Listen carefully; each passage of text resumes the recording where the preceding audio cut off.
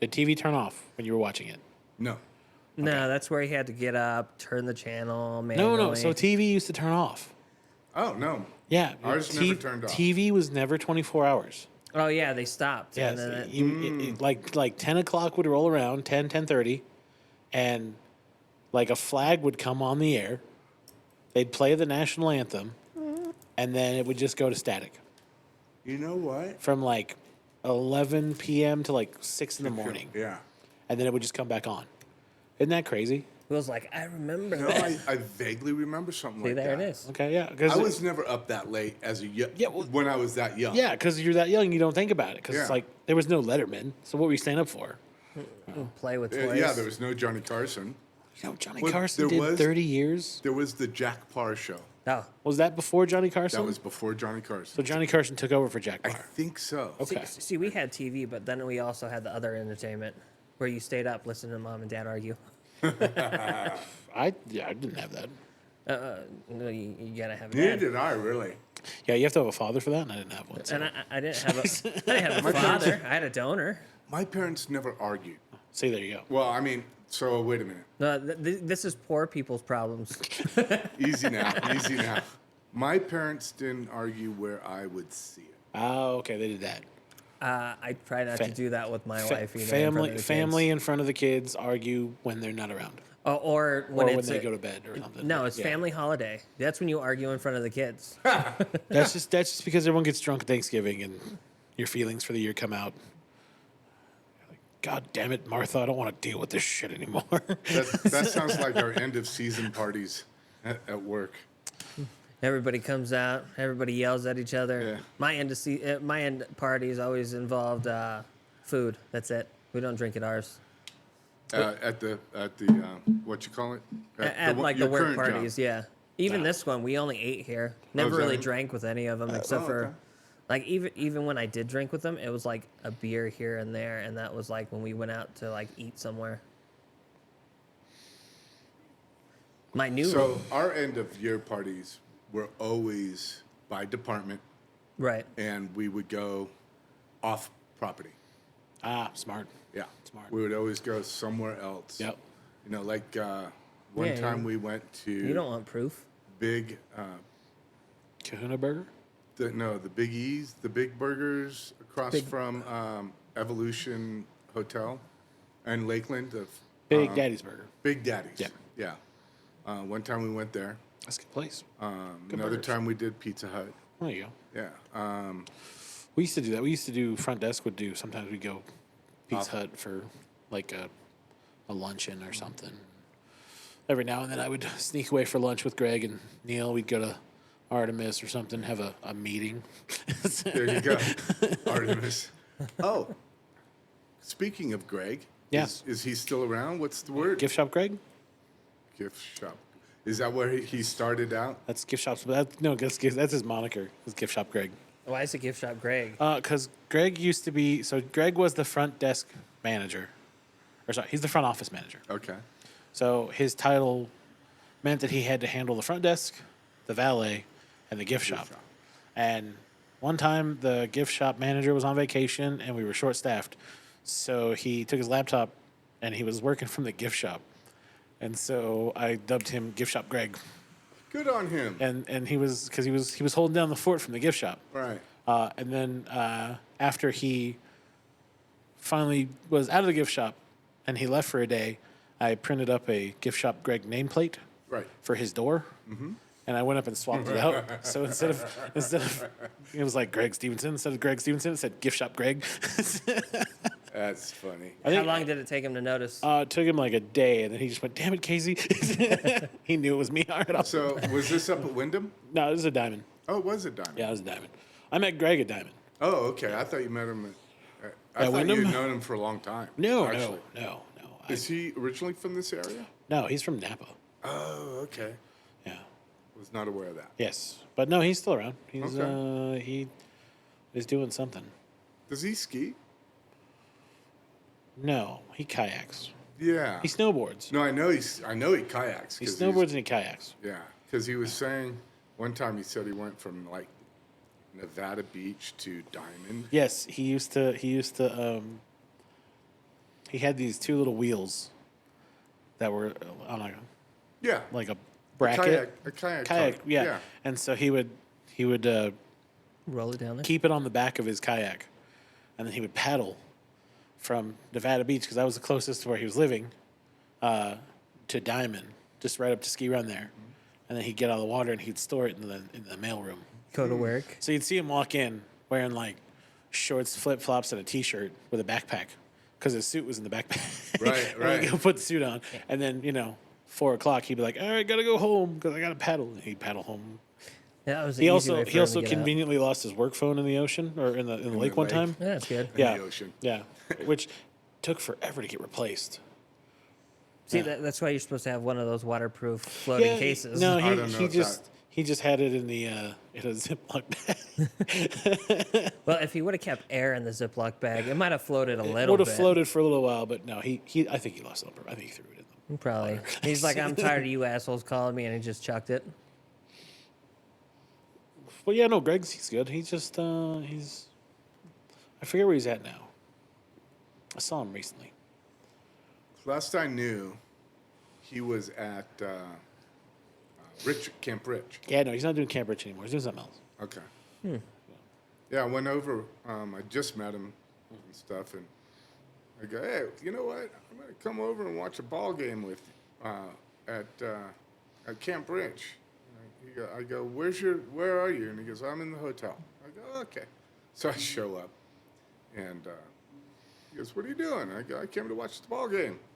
He goes, "What?" And I go, "Yeah, I came over to watch the ball game." He goes, "Okay, got you." He goes, got you covered." Turned on the TV. Oh, yeah. Put up the chair. Boom. Yeah, I was. Yeah, Greg's good people. Yeah. That's why if he had gone somewhere, I would have followed him.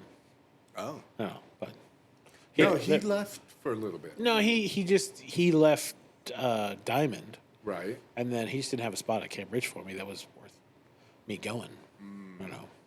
At least when they stole me from Wyndham, they were paying me $1 more. Right. And they were like, "No, we'll take you." And if I took Neil up on his offer, I would have been down in Wally's. But I don't want to work at Wally's. Too far? Well, it was when I was living up here. It's not anymore, technically. Yeah, technically. But where is Wally's? It's Right, bottom of Kingsbury. bottom of Kingsbury, heading toward Genoa. Oh, yeah. That's that. It's a Hilton now, I think. Is it a Hilton? No, it's still it's Wally's. a Holiday Inn Holiday Vacation Inn. Club. It's Yes, the same as the but Ridge. it's still Wally's. It still says Wally's. Isn't Yeah. that the hot springs place? Yes. Because I thought about going there. I never got a chance to look at the prices because I was gonna take the wife there for our anniversary at one point. Oh yeah, no, it's I thought cool. about it. It's a cool place. You know what? Hot springs are fantastic. So I got try this out. The Ridge, or Tahoe Ridge now. Yeah, up there Yeah. on. So if you At the go top, up, right? and you kind of go, I'm kind of looking for a timeshare, not sure what, blah blah blah, and then they put you through the timeshare, right? Through the presentation. Somewhere along the lines, from what I understand, you can get a credit for Wally's and stuff like that. So I mean, Yes, if you sit through an hour-long presentation about their vacation rental, vacation ownership property, Right. you can get a 2-day or 2-night, 3-day stay at Wally's or something. If I could get my hands on a mic and do the old school like TV radio host, so I can interrupt him every once in a while, I'd probably sit through it just so I can have fun. It honestly, sitting through those things is fun as hell if Is it? if you know what to do.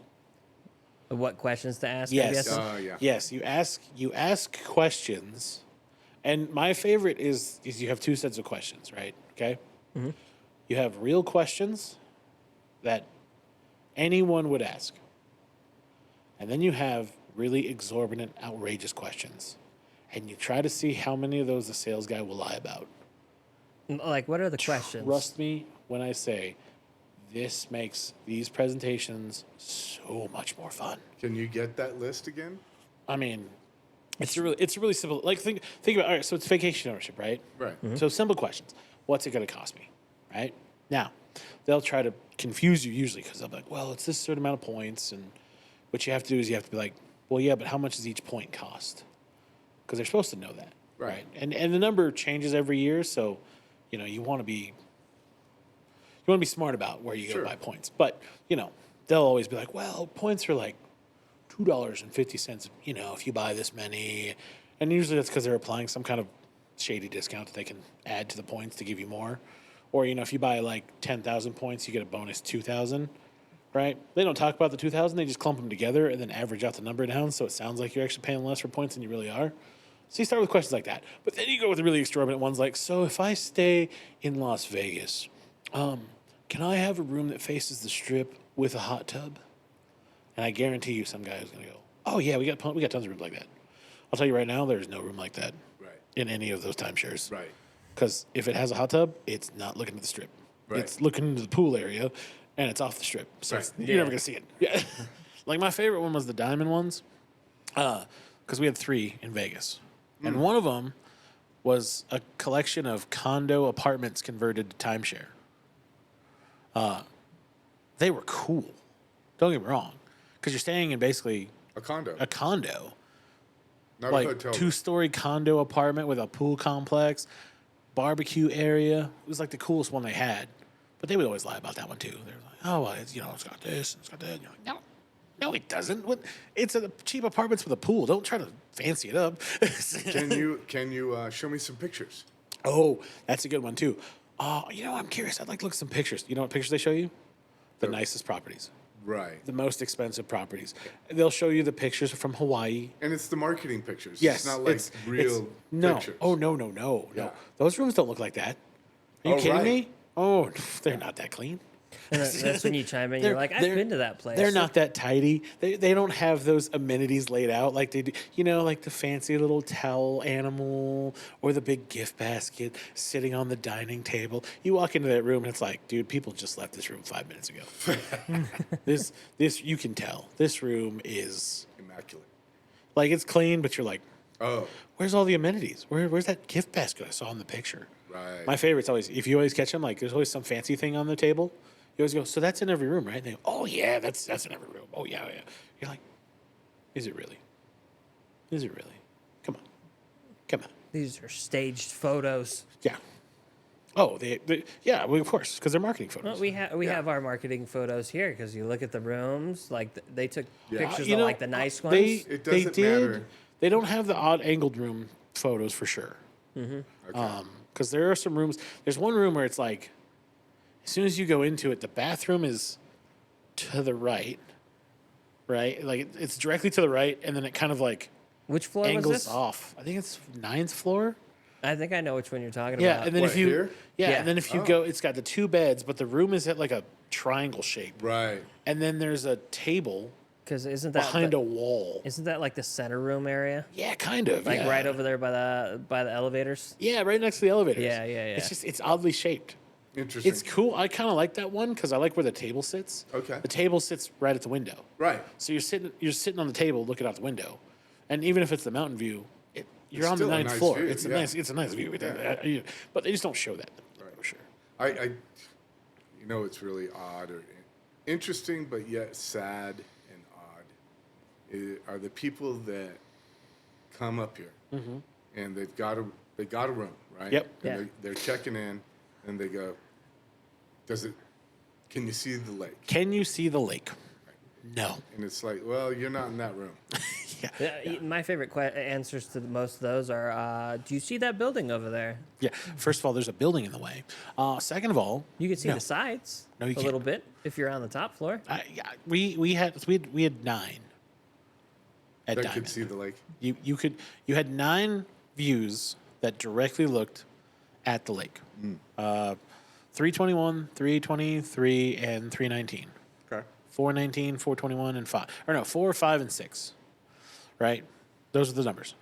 Because the 3rd floor was eye level with the kitchen building across the way. Okay. So you could kind of see the lake over the roof, but not really. But that was it. Right. There were 152 rooms. 9 of them looked at the lake. I feel like if the Nugget did it right with the place that they have now, they could probably have a good handful. I mean, if the Looking at the Nugget lake. if the Nugget tore down the back building, That whole back half of the and then the half back of that building has decent views of the lake. from like 9th floor up will have Yeah. great views. But again, you're coming to Tahoe. You can pretty much see the lake anywhere you go. You're not going to be in the room. Most of the time, you're Right. going to And you drive shouldn't there. want to be in the room. Well, I mean, I get it. If it's wintertime, you know, yeah, if okay. it's wintertime and you don't ski or snowboard, but you're here with people who do, Right. you're probably going to stay in the room more often or do something indoors. Yeah, 'cause you'd want to see the lake. Because you're I not get going to that. go sit out on the beach. I'm about to say, Yeah. because like, if you're like newlyweds and all that, Well, newlyweds just want new, nice everything. well, yeah, you're looking at the lake. You're both looking at the lake. You're both looking at the lake. It's, Getting a handy. No, just staring It's out the just- window, both of you. I look. I've stood in those rooms. I was in every. I could tell you the view from every room in Diamond. Okay. Right. Like it's nice. Sure. Don't get me wrong. It's Yeah. beautiful to look at the lake. At the same time, you're not going to be there But we during the li- pretty times. And then again, we're kind of jaded because we live here. True, we do. You know, the land of 1,000 sunsets. I've seen 1,000. You know, That is but true. but here's the thing, especially there, right at Diamond, it's right at Ski Run. Mm-hmm. I always told people, I'm like, look, at 7:30, right, the sun goes down at 8. At 7:30, just go to Riva Grill. They've got a glass wall. You're on the water. You can see all the mountains, and you can enjoy the sunset while you have some appetizers and cocktails. Right. I think it'd That's be, way more entertaining than sitting in your room. I think it'd be watching fun Jeopardy. to do on the mountain, like it. Even like when you're snowboarding and all that, clear skies. If you're snowboarding back down, and it's right at sunset, which I don't think they do. No, You can't get that. Well, well, it's not open that way. it's Yeah. starting to get dark, but Yeah, it's not. I mean, you have to. So the trick to that. December 21st. What? It's the shortest day of the year. Oh no. The trick to seeing a sunset from the mountain Is cheesing it, is cheesing it. I have no idea what you mean by cheesing it. rope jumping and hiding. Yes. Yeah. And that's exactly what it is. Yeah. Yeah, you're basically in a spot where ski patrol's not going to see you as they do their evening sweep. So what you should do is wear all white so you could blend in the snow.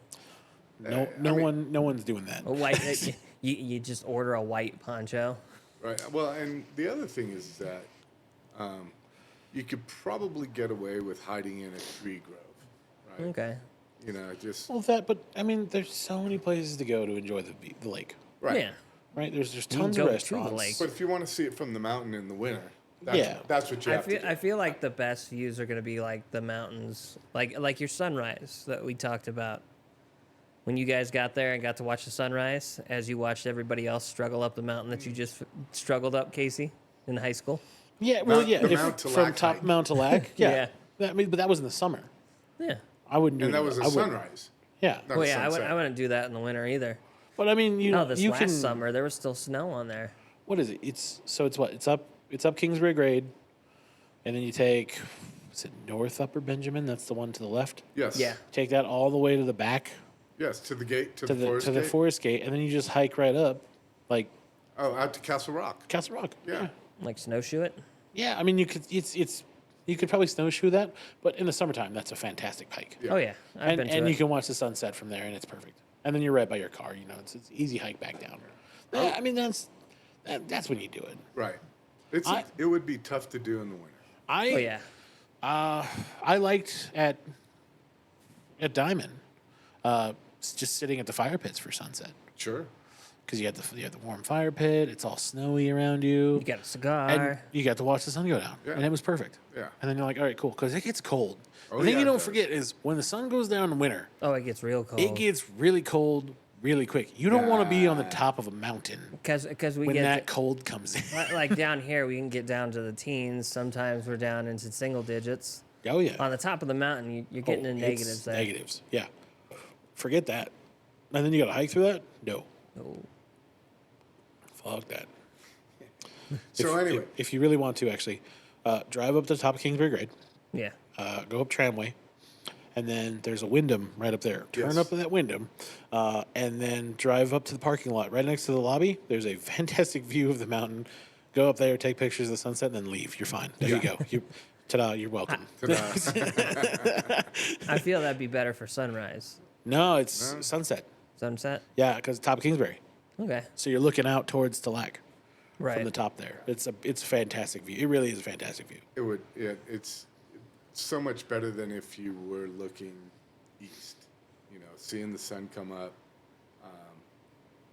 It's the view. Don't get me wrong. The view is spectacular, but it's not like the lake. You know, that kind That's of. why I like Mount Rose. Mount Rose, you get a good view of the lake. Yeah, You can you see do. Reno and all the other areas. Yeah, that's true. Yeah, Mount Rose is, that's a pretty good spot. We try to do that hike at least once a year. I didn't do it this year. I only did Tallac, and I didn't even make it all the way up because there was still snow there. I like I could drive up the parking lot of Mount Rose when the thunderstorms come through. Yes. Oh yeah. Because that's cool. Just to watch the lightning come through the Washoe Valley and then just right into Reno, and you're just like on top of that hill right up there. Oh, that's fantastic. Just watching it all. Oh, yeah. I go up there every now and then. So speaking of timeshares and all that, Yes. I've been on the Red Week site Oh, where you can rent other people's timeshares. yes. And that seems to be a very. Illegal thing. Is it? Oh, yes. No. Oh, yes. Really? Oh, yeah. You can't rent your timeshare out? Technically, in the bylaws for just about every timeshare, Uh-huh. there's a subsection in one of them that says renting out and or using your timeshare for monetary gain is against the timeshare rules No fool. and can be punished by a termination of your ownership. Oh, that's okay. Yeah, then you Because then I don't have to pay the fees anymore. Then you don't have to pay the fees anymore, but you don't. Yeah. No, it's technically illegal. Ah. Some of them let you get away with it. You'll notice who lets you get away with it and who doesn't. Marriott. Marriott does not let you get away with it. Oh, if you own a Marriott. Yes, if you own a Marriott and they find out you're selling, no. Now, if you go through Marriott and do it their way, yes, that's fine. Right. But that's because realistically, you don't make any money off doing that through Marriott. They just do it for you. Right. And so what they'll do is they'll like cut your fees. Like they'll put that money towards your fees That's not too or bad. something like that, or give you credit. That's nice. But Marriott is very strict. So. Marriott's also like, you have to remember, they're the nicest. Right. Like if you own it, if you really want to buy timeshare, you buy Marriott. So my buddy has had, at the time, I did not have a timeshare at the Tahoe Ridge, Okay. but my buddy did. Okay. And he traded his, Well, see, now trading's different. okay, he traded his, I think, into Interval International. Interval. Yeah. And he got a spot at the Marriott Summit Watch in Park City. Yeah. Oh, I bet that was nice. Oh, it was. It was Oh, yeah. so cool. And it was just hammering Oh, yeah. powder. Yeah. It was a great week. No, trading is different than selling. Okay. Yeah. So you can trade yours all day, every day. But wait a minute. Can't I rent mine? No. I can't rent mine. You could trade it with other to read people the, that have you'd it, have to right? read the bylaws. Gotcha. So in your bylaw category, somewhere there's like they give you a book Right. for your bylaws. In your bylaws, there's gonna be a section about renting out your. Now you can gift it if you want to, like some to friends. You can do that. Is that where they get around it? Basically, You- I yeah. gifted it to Oh, so no, and that's- so, but that's- he paid me money. That's my friend. Right. Is usually the phone call you get, and you go, oh, well, what's your friend's name? Oh, it's hang on. And then you gotta Let look me through your text let me look and- for it. Oh, you have to look for your friend's name. You don't just know it off the top of your head. That's weird. I thought they were friends. Yeah, they're my And then here's the thing: is people always mess that up because if you sell it, you're selling it. So you're like, Right. oh, you're gonna get this fantastic 2-bedroom Lakeview, whatever. And then they call and they go, oh, I'm booking this room. I want a Lakeview, yada yada yada. You're like, oh yeah, okay, cool. Yeah, we'll take care of it. And then it's guest of somebody. It's not actually the person. If you're the guest of somebody in a computer for a timeshare, you know what you end up being? Low man on the totem pole. Because guess what? You're not the actual owner. Right. The real owners get priority. So if Right. you're really showing up as a real owner, you're going to get priority over the guest of an owner because we know the game. So, But that person always shows up and goes, well, no, I paid for this. And then you go, oh, I thought this was your friend. Because they said they paid for it. Well, no, they didn't. They didn't pay for it. And you're like, okay. So my cousin came up one time. Yeah. I said, hey, Tim, come on up. Yeah. I can get you a week. And he goes, okay. And I go, he goes, well, how much do you want for it? And I go, I really don't need any money. And he goes, okay. And he goes, what would it normally cost if I didn't know you? Right. And I said, I go, I don't know, but this is what it costs me to pay my dues. Yeah. And he goes, okay. So he came up, and we checked. I went with him, checked him in, and then he turned right around, right in front of the desk, and handed me a check. And he's like, Not very inconvenient. I think, was this before it turned to Hilton? yes. Yeah. So I think the old rules there were you could Oh. sell it because I think they had a sell program. Well, I didn't want to sell it. I mean, Yeah. but I mean, wasn't even thinking about getting money for it. No, and he gave me money. because they were legitimate family. Yeah. No, they're not worried about people like you, Will, because 9 times out of 10 you have legitimate family. They're worried about the lady who lives in Florida, who's a platinum member, who's selling California rooms to people who live in different parts of California 6 times a week. Right. You know, that person's the person you're trying to track down. Right. That's the person you're like, wait a minute, okay, I know what you're doing. That's not what it's for. Timeshare is, Vacation. I like timeshare. I do. Okay. Like if you use it for what it's for. Right. But you have to understand what timeshare is for. Right. Timeshare is a house where you want to go. For a week. That's not a house. On a regular basis. Yes. Yeah. Yeah. Instead of like buying a house in Tahoe and every year we're going to Tahoe for a couple weeks, you buy points. And you say, this week we're going to Tahoe. Well, or the this year we're going to Tahoe. Next year we're going to Manhattan. See, I don't like the points thing. The points are fine. You just have to know how to use them. And Well- that's what they don't tell you. So yeah. That's the thing they don't tell you. I'll know, never get a 'cause- timeshare. Yeah, and there's. I mean, I understand that. Totally. They're expensive, and that to me, it's Yeah, see, that's well, okay. They, Not worth my they time. are expensive-ish, right? Because your initial buy-in is let's be fair. I think the initial buy-in these days is about $25,000, it's a lot. but you're making payments on it like you would pay a house. Well, even then, I'm already paying on a house.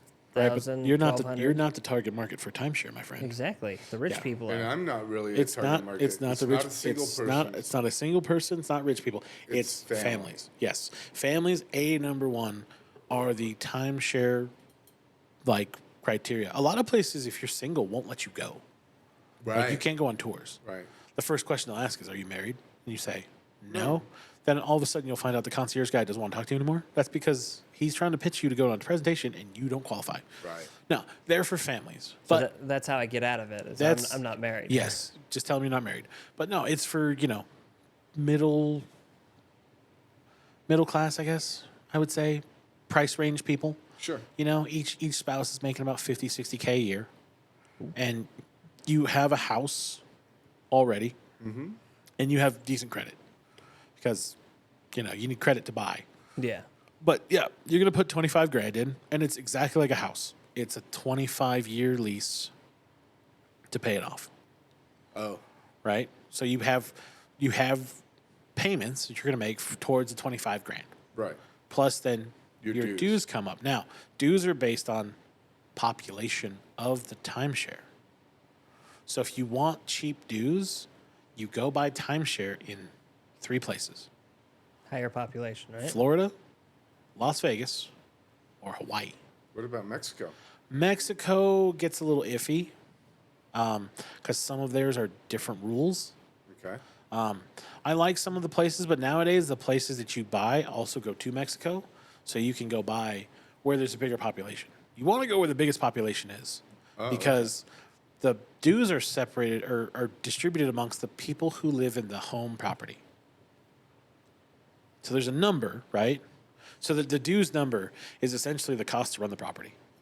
Right. So Divided by all the yes. shareholders. Yes. So if you have a home property, like Vegas, if you think about how many people buy in Vegas, Well, I have a home property. It's called Tahoe Ridge. Right, but- It's Ridgeview. but not that many people buy there. Right. See, I see. We're, we're talking about volume of people who buy timeshare. Got it. And so you want the highest volume of purchasers at one home property. So in Las Vegas, you'd go to the best Wyndham property or the best Hilton property, the best Marriott. I guarantee you, their their dues are cheap as shit because a lot of people are using it and a lot of people are paying into those dues.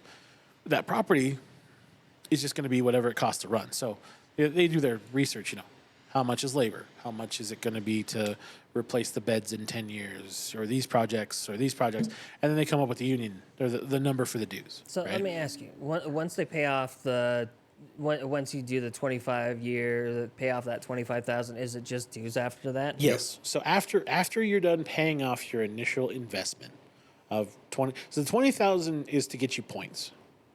So let's say $20,000 gets you, oh man, in today's market, it's about, if you're lucky, it's 10,000 points.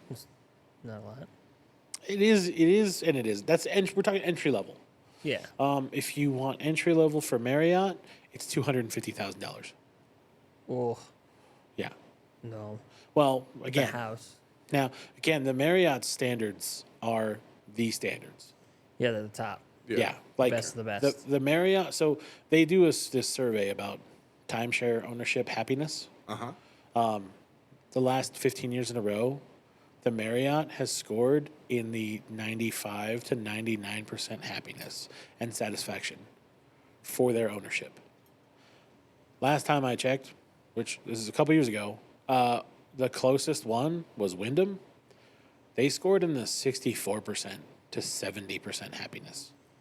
Really? Yeah, we were at Diamond. We were in the 44 to 50 range of happiness. Interesting. Yeah, that's not high at all. The Marriott, their number is high for a reason. Because they put the work towards. If you're going to work for Marriott, you're going to commit to the Marriott. But the Marriott also does that so they can manage how many people they have. If you book with a Marriott, I guarantee you 9 times out of 10, you will get the room you want in the place you want to go whenever you want to go. That's how Marriott, they're smart. They really are. Diamond, Wyndham, whatever's left nowadays, Hilton, all them, they're going for maximum people. So it's really interesting also when I had I had a timeshare prior to this one at up top. And it was with Worldmark. Yeah. And they did the points thing. They converted to points, yes. Yes. And That was when they got bought by Wyndham. they had points before that. Oh, did they? Yeah. Oh, okay. And I bought in for like 20,000 Yeah. points. When was this? What year? You remember? 2000s? Yeah, early 2000s. Early 2000s? Oh, that was a good deal then. Or no, actually maybe before that. Oh, that was a good deal. That was probably when they just started points. Yes. Yeah, 20,000? It was new. 20,000 was like 40,000 points. But here's the thing. Where I wanted to go, when I wanted to go there, Wasn't available. wasn't available. Yep. That to me is the freaking That's the thing they don't explain, right. right? They just tell you, Yeah, you can go there. You can go- There's, no. there's availability there. Yeah. which, yes, you can go there if you book it 2 years ahead of time, sure. Which is, hard to do right. if you don't know where you want to be in 2 years. That's why it's a family thing, right? Because families plan those kinds of vacations. In 2 years we're going to Disneyland. We're going to hit everything we can. They planned it out. They saved the money. That's why it's for. Right. Now, what you want to do is you want to know. So you have your point value, and I always had to upgrade my points. yes, because that's the other trick there, is because they change the point value based on the season. Right. So let's say you have 20,000 points. Right. Right. I did. Yeah. A summertime Peak. in peak season, right? Right.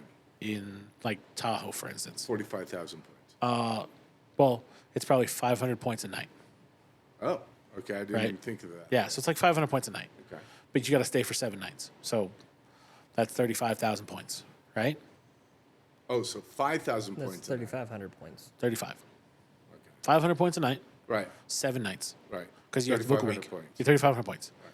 The same room in Tahoe in the off season, let's call it October, is 150 points a night. That's the difference. That's how they get you. Right. So you always have to book in the off season. Well, and I mean, unfortunately or fortunately, I don't know. I mean, I want to go. You want to go I want to go skiing. like everyone else. Yeah. It's peak season in Colorado. I want to stay in Colorado. It's Right. peak season Season in Park City. Whistler. I want to go to Whistler. Whistler. Park City. Yeah, you're one of those people. So yeah, you're the guy who they go, well, okay, you should upgrade your points then. And that's really because what they're telling you is you don't have enough clout Right. to be the person to go there. Now, when you're the platinum guy, right, now again, it's tiered too, right? So it's basic, Right. entry level, good luck getting anywhere that's in the middle of the season, maybe Arizona in the middle of golf season if you're lucky, because it's just too damn hot for anyone else to go. Sure. But if you're silver, some doors start to open. If you're gold, some more doors start to open. If you're platinum, supposedly more doors open for you, only because they changed the booking window. Wait, we have rooms in Mordor? Yes. So if you're a platinum person, you can book a room a lot sooner and a lot closer to the date you want to go than the gold or silver person. But you have to be platinum. But you have to be platinum. That's why they're always trying to get you to upgrade, because they want you to have access to the tools they're lying to you about.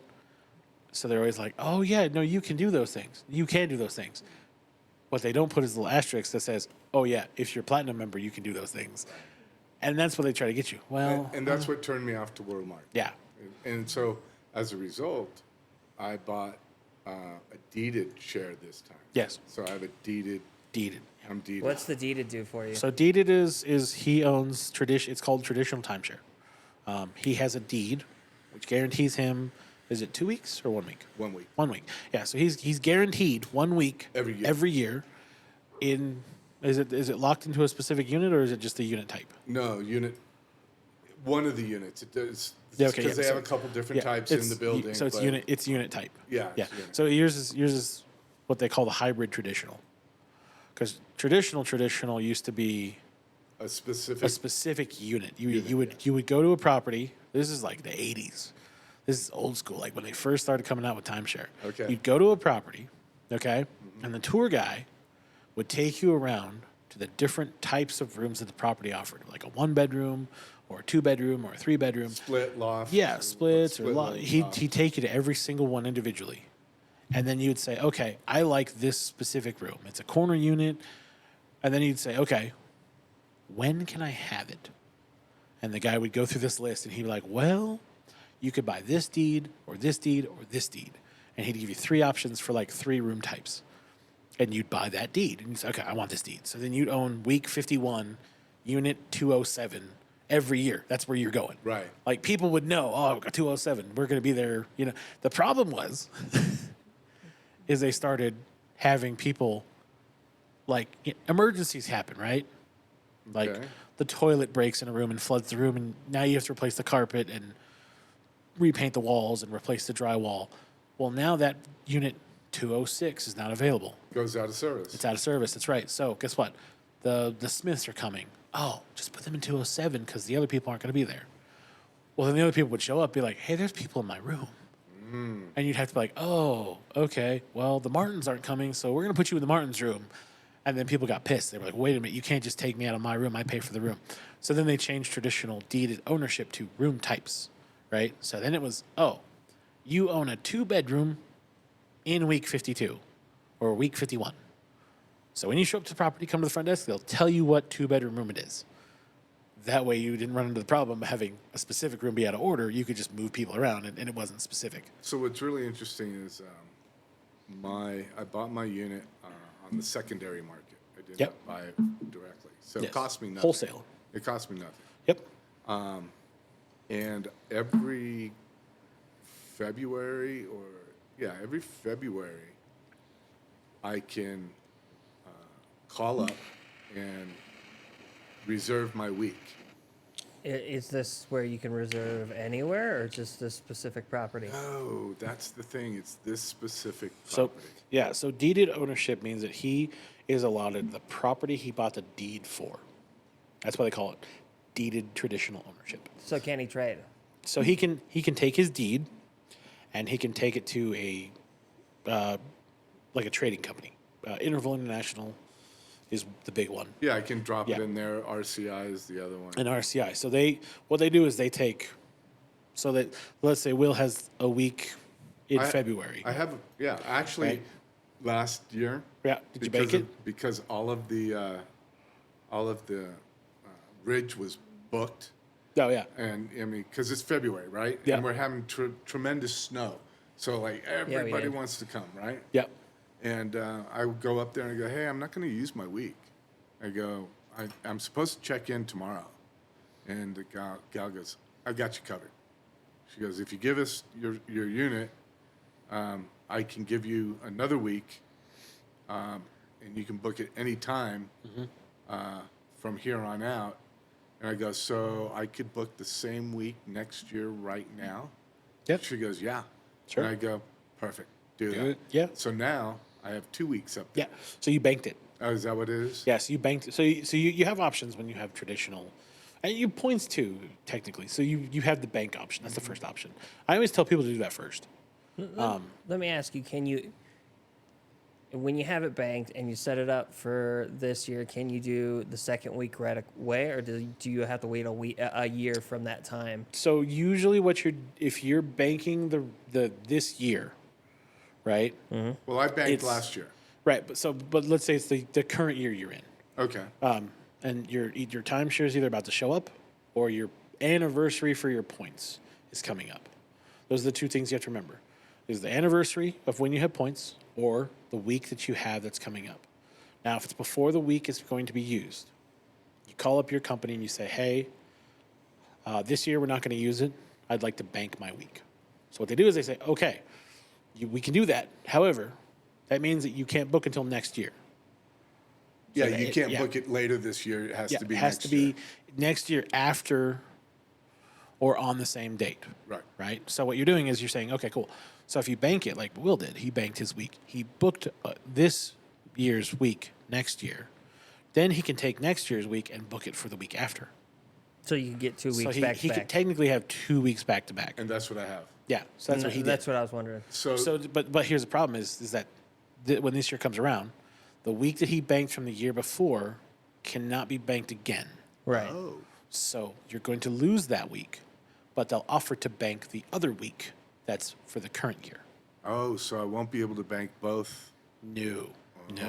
Unless they let you. They might. Some places do. It's a smaller place. But Right. But usually the rule is you can bank one. Got it. 1 year can be banked at all times. Okay. The same with points. So if you let's say on your anniversary you get 20,000 points, you call up and you say, "Hey, my anniversary's coming up. I haven't used any of my points for this year, but I'm getting 20,000. I'd like to bank the 20,000 I had." Then they'll say, "Oh, okay. Well, now you have 40,000 points, but you only have 40,000 points for 1 year because you've banked 20, and you get 20."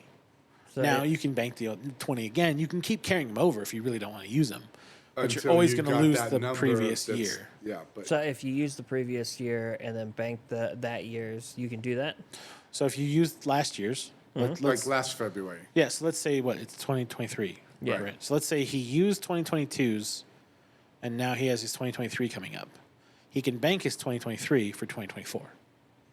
Then that just keep it as a rolling bank at that point. If you Well, go no, 1 week because and it then expires. save the other. Yes, Traditionally. technically you can. Yeah, what I'm saying is 'Cause you used- can roll it over because so- you use this last year's points and then roll over next year's. Well, Or this year's, yeah. So let's say you banked 2022 for 2023. So you have 40,000. Yeah. So in 2023, 20,000 points from 2022 is going to expire, but the points can be banked from 2023 to 2024. So if you use the 2022 points, can you roll over the 2023 still? Yes. But then Okay. you won't have any points for 2023 Well, yeah, because they'd all go to 2024. but if you're saving it anyways. Yeah, if you're saving them because you're not going to go on vacation, that's what people do. Yeah. That's the other way around. Instead of upgrading, right? You think, okay, I need 100,000 points. Right. I'm going to buy 50, and then every other year we're going to go on vacation because then we'll have 100.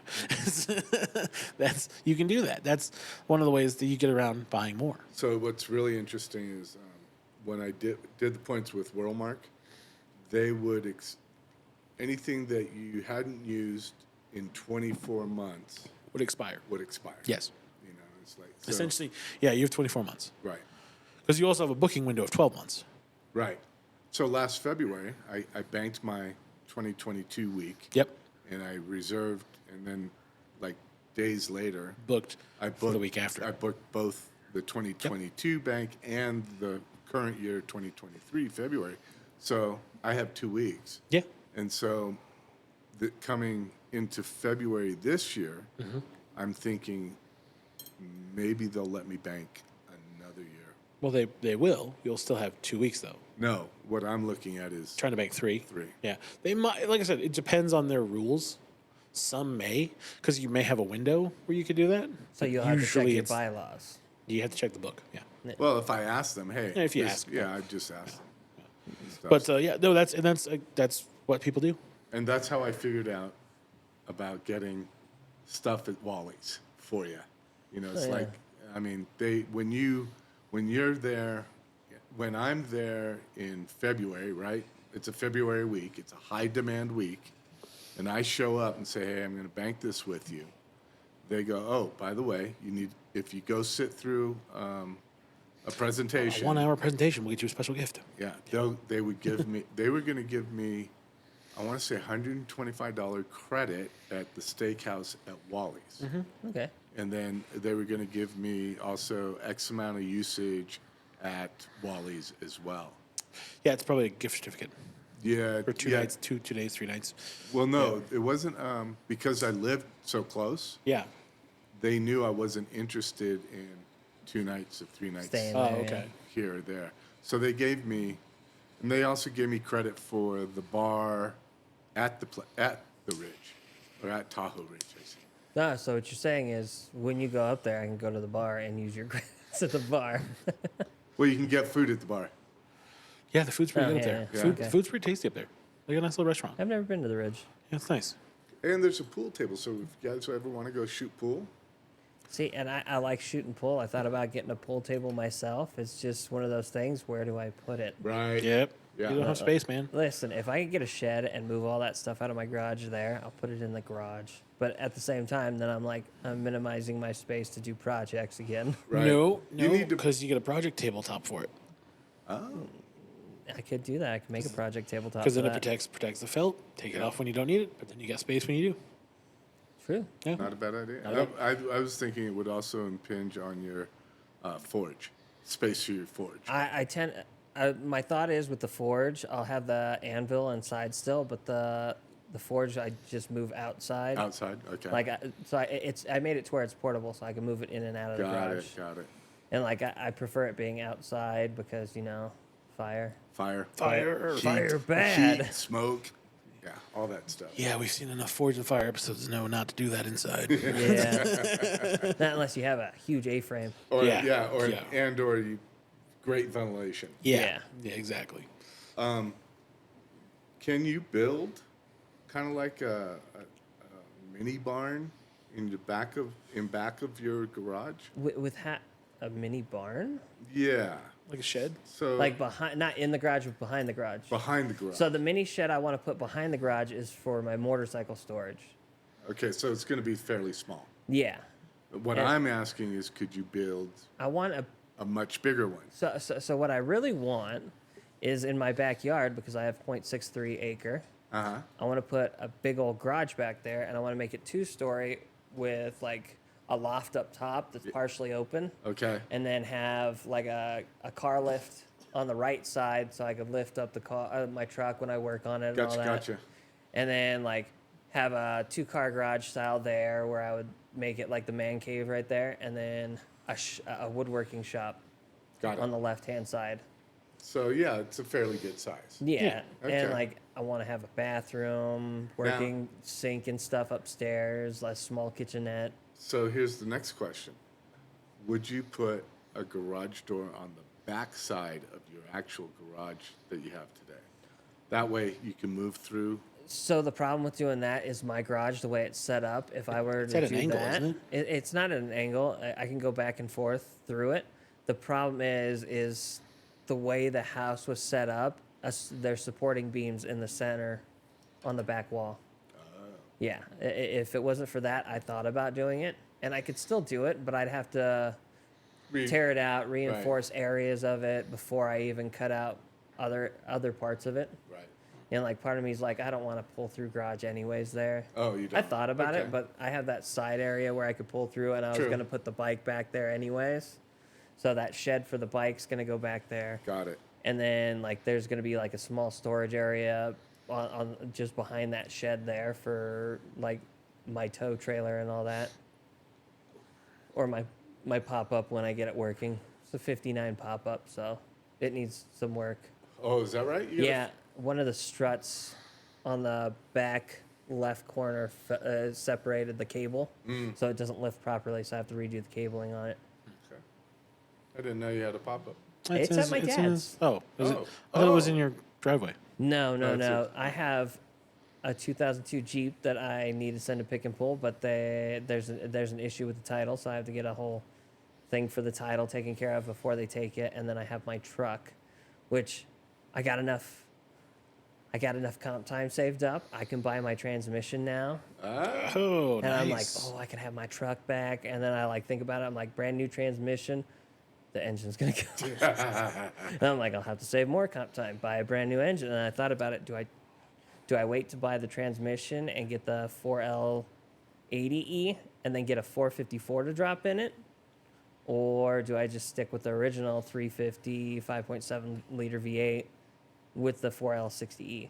drop a 454. LS I'm like mo- thinking LS about it, motor? right? So I had a Buick Electra 225, and I was drinking fairly well at the time. And This is back in the old days when This Mad is- was first coming out. this was back in the 70s. Yeah, when Late- Mothers Against Drunk Drivers started coming. No, Oh, that I was thought you 85. said MAD, mutually assured destruction. No, it's still Mad, but it's Mothers Against Drunk Drivers. Right. I know. So, Yeah. so back in the late 70s, or mid to late 70s, I had that Electra 225, and it had a 454 in it, Okay. Ooh. 4-rail In a Buick. in Buick. Wow. And I mean, the Buick So- rivaled the Caddies. No, I know that the Buicks were nice in the 70s. That's why I'm like, hey, you had a Buick. Now I gotta ask. So, you were drinking. Did you run it into something or did you roll it? Neither. Did you sell it? I took it apart with other. With actual mechanically inclined people? No. No. No. This was, it went a quarter panel at a time, Oh. and it was things that I would hit that would Oh. damage the Oh. quarter panel. So you'd replace the quarter panel. No. You just take the quarter panel off, call it good. No, because the quarter panel wasn't hindering the operation of the Well, vehicle. yeah. But after a while, all 4 quarter panels had, Look like shit Dents in them. because you ran it Yeah. into things. not just dents, but long Scrapes. scrapes and Oh, stuff like yeah, that. yeah. But the doors were good. Oh, well, at least the doors were good. As long as you can open the door. Doors Yeah. are harder to replace Even- than panels. I mean, even then, if you couldn't open the door, you just roll down the window and hop in. Right. Dukes of Hazzard. So to continue the story, it came time when I had to retire the Buick. It was just, it Old wasn't and going beat to up. run, wasn't going to run anymore. It wasn't going to be safe to drive anymore. So I had a buddy down the street that liked to work on engines and liked to work on cars. So I said, hey, I got this 454 engine and transmission that, is solid. It's not impaired. And I go, Just the "Would car you-" is. I go, would you like it? And he goes, yeah. And I go, well, what do you want to do with it? And another buddy of mine had a Cutlass 88. Oh, yeah. And we took that 454, we took the 350 out of the Cutlass, Okay. and we dropped the 354 into. Oh. Now we had to, Make a little room. yeah, we had to make a little Well, you room, gotta cut reinforce things, some, re-weld things. reinforce some stuff Okay. and stuff, and we dropped it in there, and that thing Was a beast. didn't matter what gear it was in, Just. broke rubber, Oh yeah. just and smoked the tires. Oh yeah. So the guy who owned the 88, I gave him the engine. And so it was Dave DeRosa. He was the one that liked to work on vehicles and stuff like that. And it was Kevin DeLay who had the Cutlass 88, and I had the 454 in transmission. And they made it a manual. They took the auto transmission Oh. As you should. and put put a manual in. Put a little manual in there. A little 6-speed, a little 5-speed. Back then it was 4. 3. It would have been a 3 on the tree, but they put it on the floor. 4 on the floor, yeah. Four on the floor. No wonder it was eating up rubber. Jesus. And it was, Well, you got to remember, It was it one used of to the be top like of the 3 gears line. and 4 gears. yeah, it was one of the top of the line transmissions. Oh, yeah. Like it was a racing transmission that they put in there, or clutch and whatever. Man. and That stuff. thing was screaming. So years go by, and I kind of fall out of touch with Kevin I'm still here. and Dave, and sure enough, I go by the neighborhood and I see what the boys are doing in the old neighborhood, and went over to the local drinking fountain, and just dropped in there and I said, "Hey, is Dave around? Is Kevin around? No, but Mike's around." And so the crews, the different friends that I had throughout those early years, some were coming through, some weren't. Right. And I go, "Well, so what's up with Dave? Where's Dave?" "Oh, he's living over in this area. He's working for Midas. He's, doing stuff for them." And I go, "Okay, great." And I go, "Well, what about Kevin?" I go, "Oh, Kevin, yeah." I go, "Does Kevin still have the Cutlass 88? And he goes, "Nope." And I go, "Okay." I go, "What happened?" And he goes, "Well, he was going to make a left turn. Oh. And the tires lit up, Oh. and he went straight." Oh, no. And that was back in the time where the turn signals were in the ground.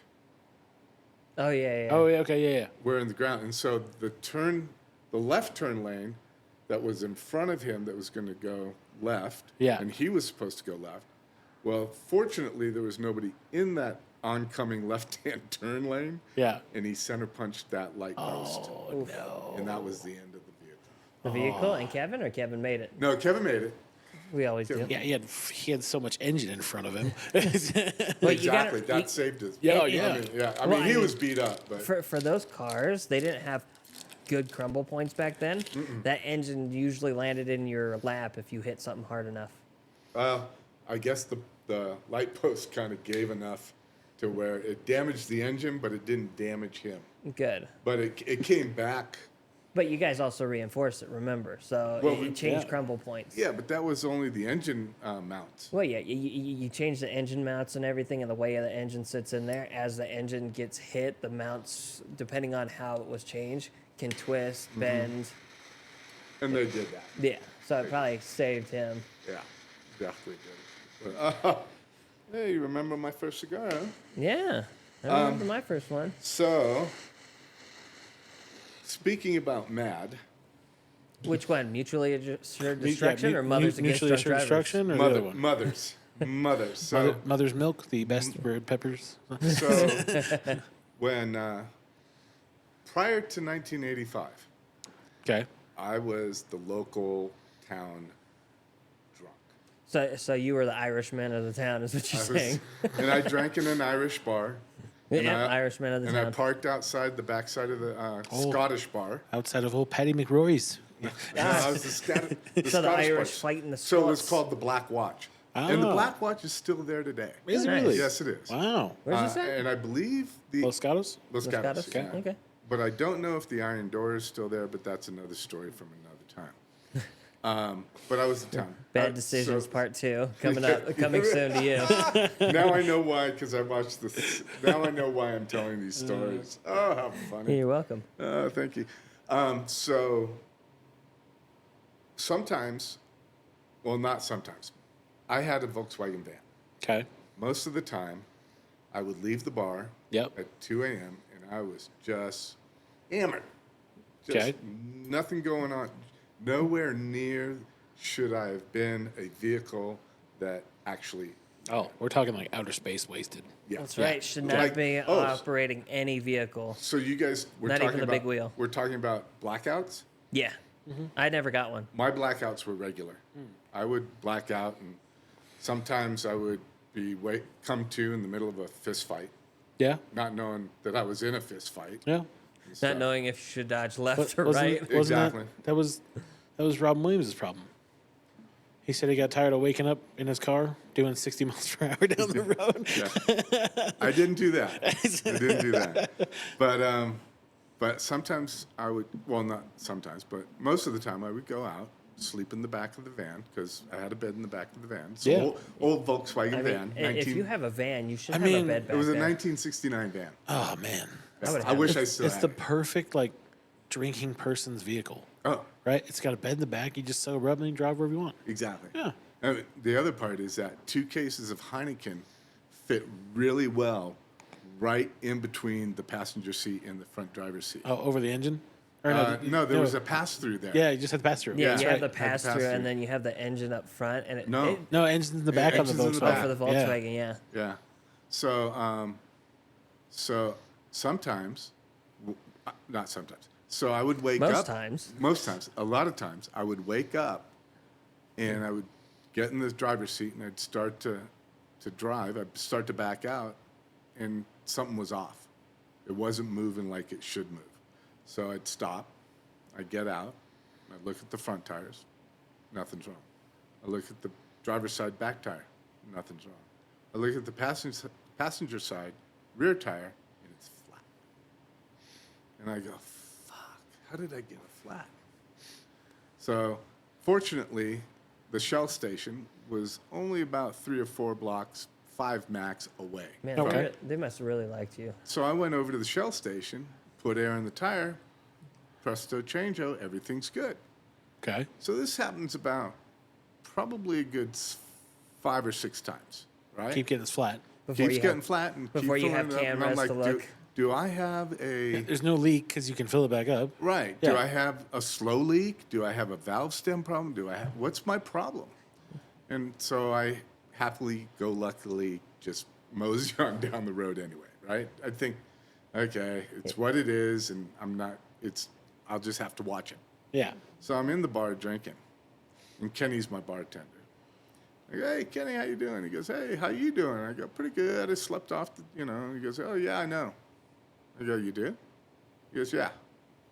And I go, okay. And he goes, do you ever wake up with a flat tire? I go, Oh, you motherfucker.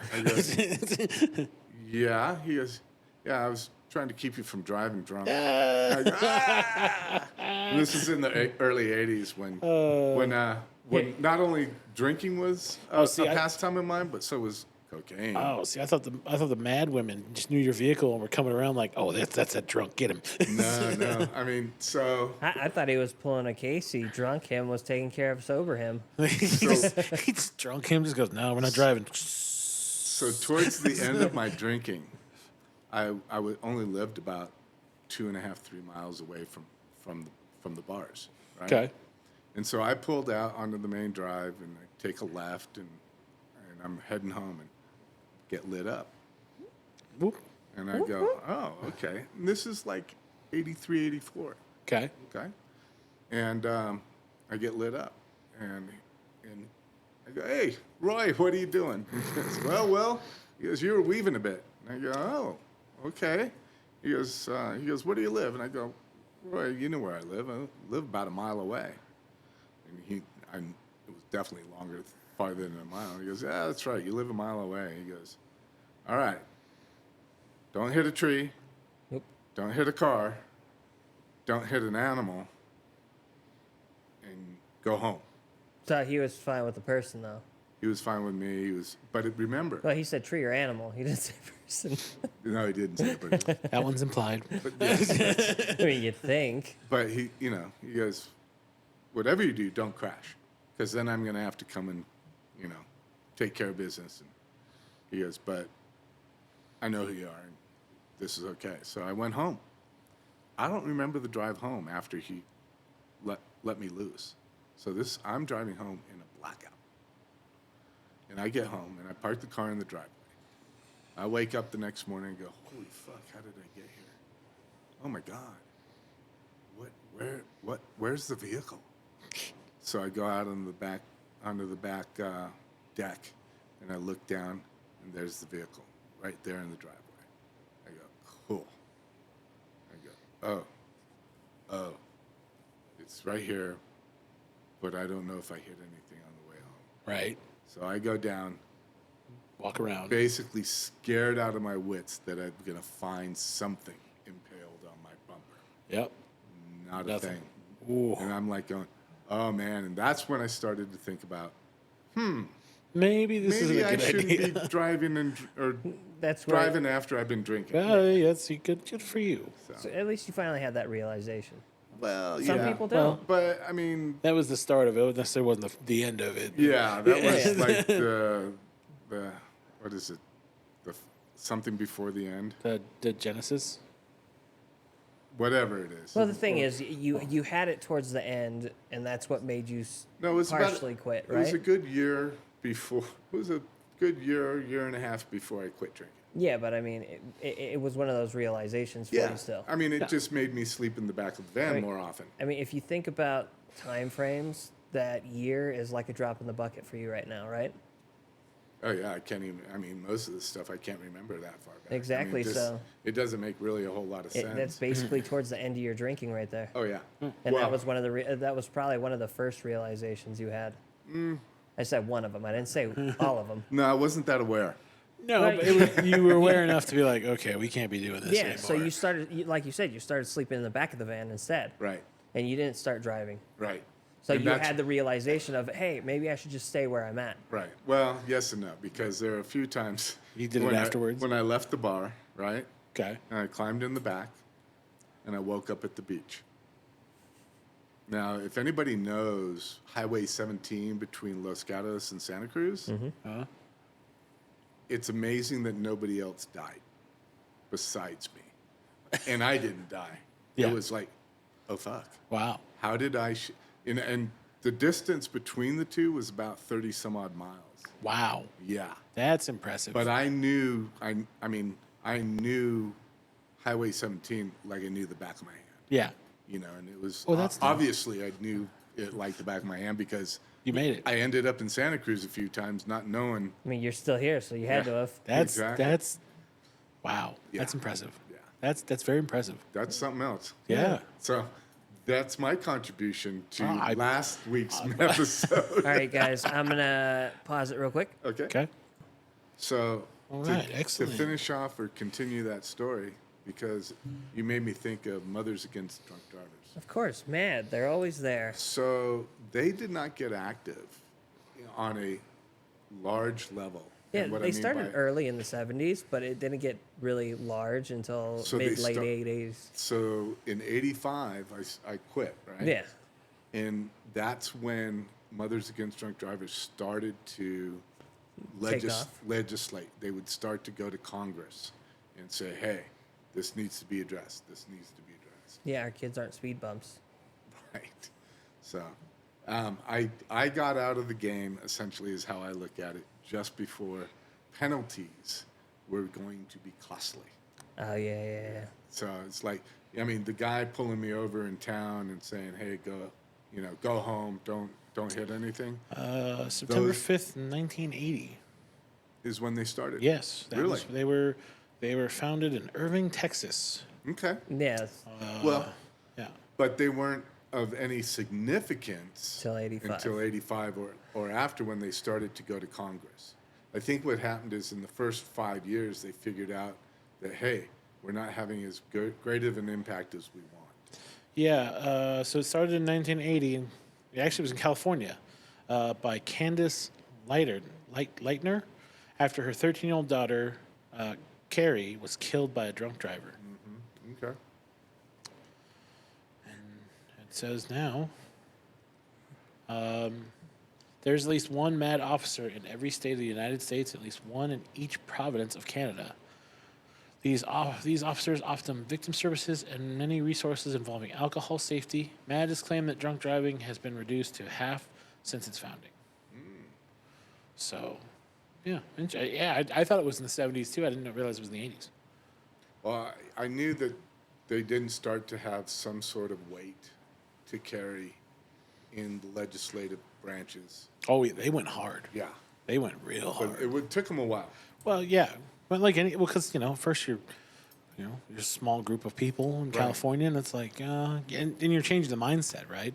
We're coming off the Mad Men era of cocktails are cool at 5 o'clock, and we should be having martinis for lunch, right? Isn't that the truth? Yeah. Yes. So you're coming off that era Yeah. of drinking is kind of acceptable, right? But at the same time, the seatbelt was starting to become mandatory. Well, so seatbelts, I believe, the lap belt was introduced in the 60s It was. It by was in Volvo. by Volvo. Volvo. Yeah. Volvo was the first car company to make it mandatory to have a belt for safety in their vehicles. So, yeah, so I think my grandfather on my mother's side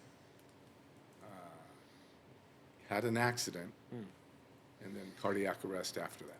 Really? Yeah, Like- and he had a lap belt, and Oh, 'cause of the he had a lap lap belt, and the steering wheel Hit him in the chest. had bruised him.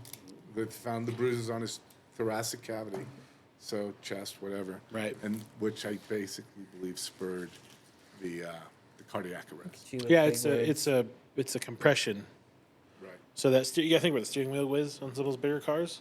It's right over the heart, and that compression makes it so the bones actually go in and hit the heart, and that's what causes it to Right. like sputter. And that's why. And if you think about it, all you had is a lap belt, so your upper torso's going. Yeah, because Yeah. airbags weren't a thing back No, then. God, no. Like in the '69 Chevy Custom 10 that we have, no airbag. It's a lap belt, and I've been thinking about changing it out to over the shoulder, but it'd have to be attached. It'd be one of the ones that is attached to the seat, Right. and like I'd have to see if they make those for that style of vehicle. I mean, even in the 70s. Well, the what kind of vehicle? There's a '69 Chevy Custom 10. It's It's that truck. it's a truck, remember? right? Yeah. Yeah. Just get a harness or racing belts. Oh, well, you could do They that. mount you gotta mount a bar behind the chair Yeah. or the bench or whatever. But then you've got the racing seat belt. True. That'd be the easiest out way. Fair. I could do that. Yeah. But Kinda I like don't they think leave it as over-the-shoulder classic, though. belts were introduced until the late 70s. No. Mid to late 70s. Early 70s. 72, 73-ish. Well, no, because some of the older muscle cars had them. Okay. Most of them were lap belt, but they started coming out probably early '70s Okay. for sure. Yeah. Because I don't remember any of my parents' cars having them until, According to Wikipedia, yes, the airbag, was introduced. somebody filed a patent for it in 1919.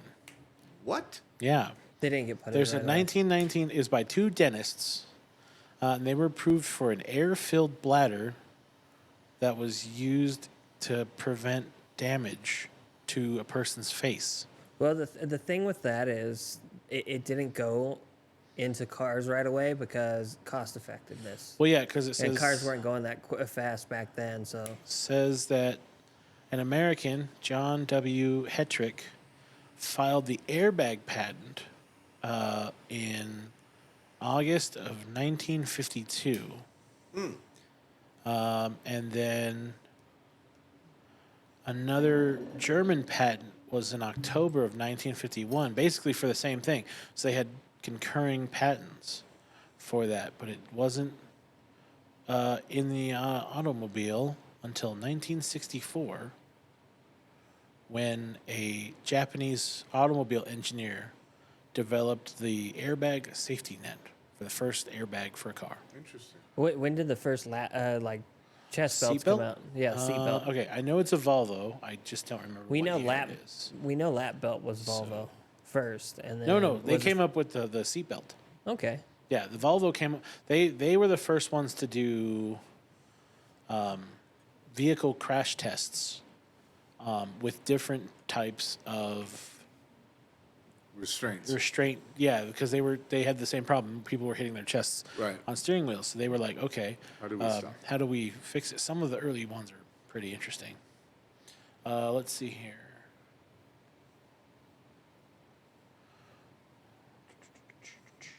I feel like it probably would have came out in the '70s for sure. They probably patented it in the '60s though, before it actually got installed to most vehicles. Yeah, it was a cost-effective situation. Well, yeah. Yeah. So Ford because started it was optional, offering it wasn't law. seat belts in 1955, but it was an option. It wasn't mandatory. Right. And it was extra money, so people weren't going to pay for it because they had the lap belt. All right. However, the first modern three-point seatbelt, the so-called CIR Griswold restraint, was patented in 1955 by Roger W. Griswold. And, oh, sorry, it was Saab, not Volvo. Saab introduced their seatbelt as standard equipment, the three-point seatbelt, in 1958. Was that like this little Saab, like little compact looking? Yes, the Saab GT 750. That's that little hatchback Saab. Yeah. That's the first one that had mandatory seatbelts built in. It wasn't an option. You couldn't take them out. They were just in. So the funny thing is, my wife's aunt and uncle actually had a Saab, and I'm pretty sure that's the year it was, because it was broken down. They're like, oh, it just needs to have a couple things done to it. But while I was there, the parts were a pain in the ass to find, and we couldn't find them. Oh, so dude, we couldn't fix it up. Those Saab parts, good luck. Oh yeah. Yeah. Those are collector's issues now. Saabs are cool. I mean, is Saab even still a car company? I think Volvo bought Saab. Yeah. I think that's why I think Volvo. Okay. I think it's Volvo Saab. Now, yeah. Makes Yeah. sense. I think so because I think they put the Saab had the lion, right? I think that The lion happened was like like a lion 80s. logo or something, or no? I think 80s is when the Saab was done. Yeah. Unless it was the 90s. I think I saw Saabs in the 90s. I think it's after. Probably 2000 then. Yeah, I think right around Volvo there. bought Saab. Either way. So yeah, there you go. Saab became popular here in America because it was featured in a motion picture. A couple. Yeah, Yeah. That's how Yeah. most of their cars got. notarized. Yeah. That's. I mean, that's. Not notarized. I mean, stock car racing. Oh, yeah. Race on Sunday, buy on Monday. That's. I mean, that's literally. Yeah, yeah. There are 3 car manufacturers in America that lived off of that one for a while. Dodge, Ford, and Chevy. That's it. Your grandmother was selling cars at that time, In the 60s? 60s or 70s. Well, when it It began, would have been.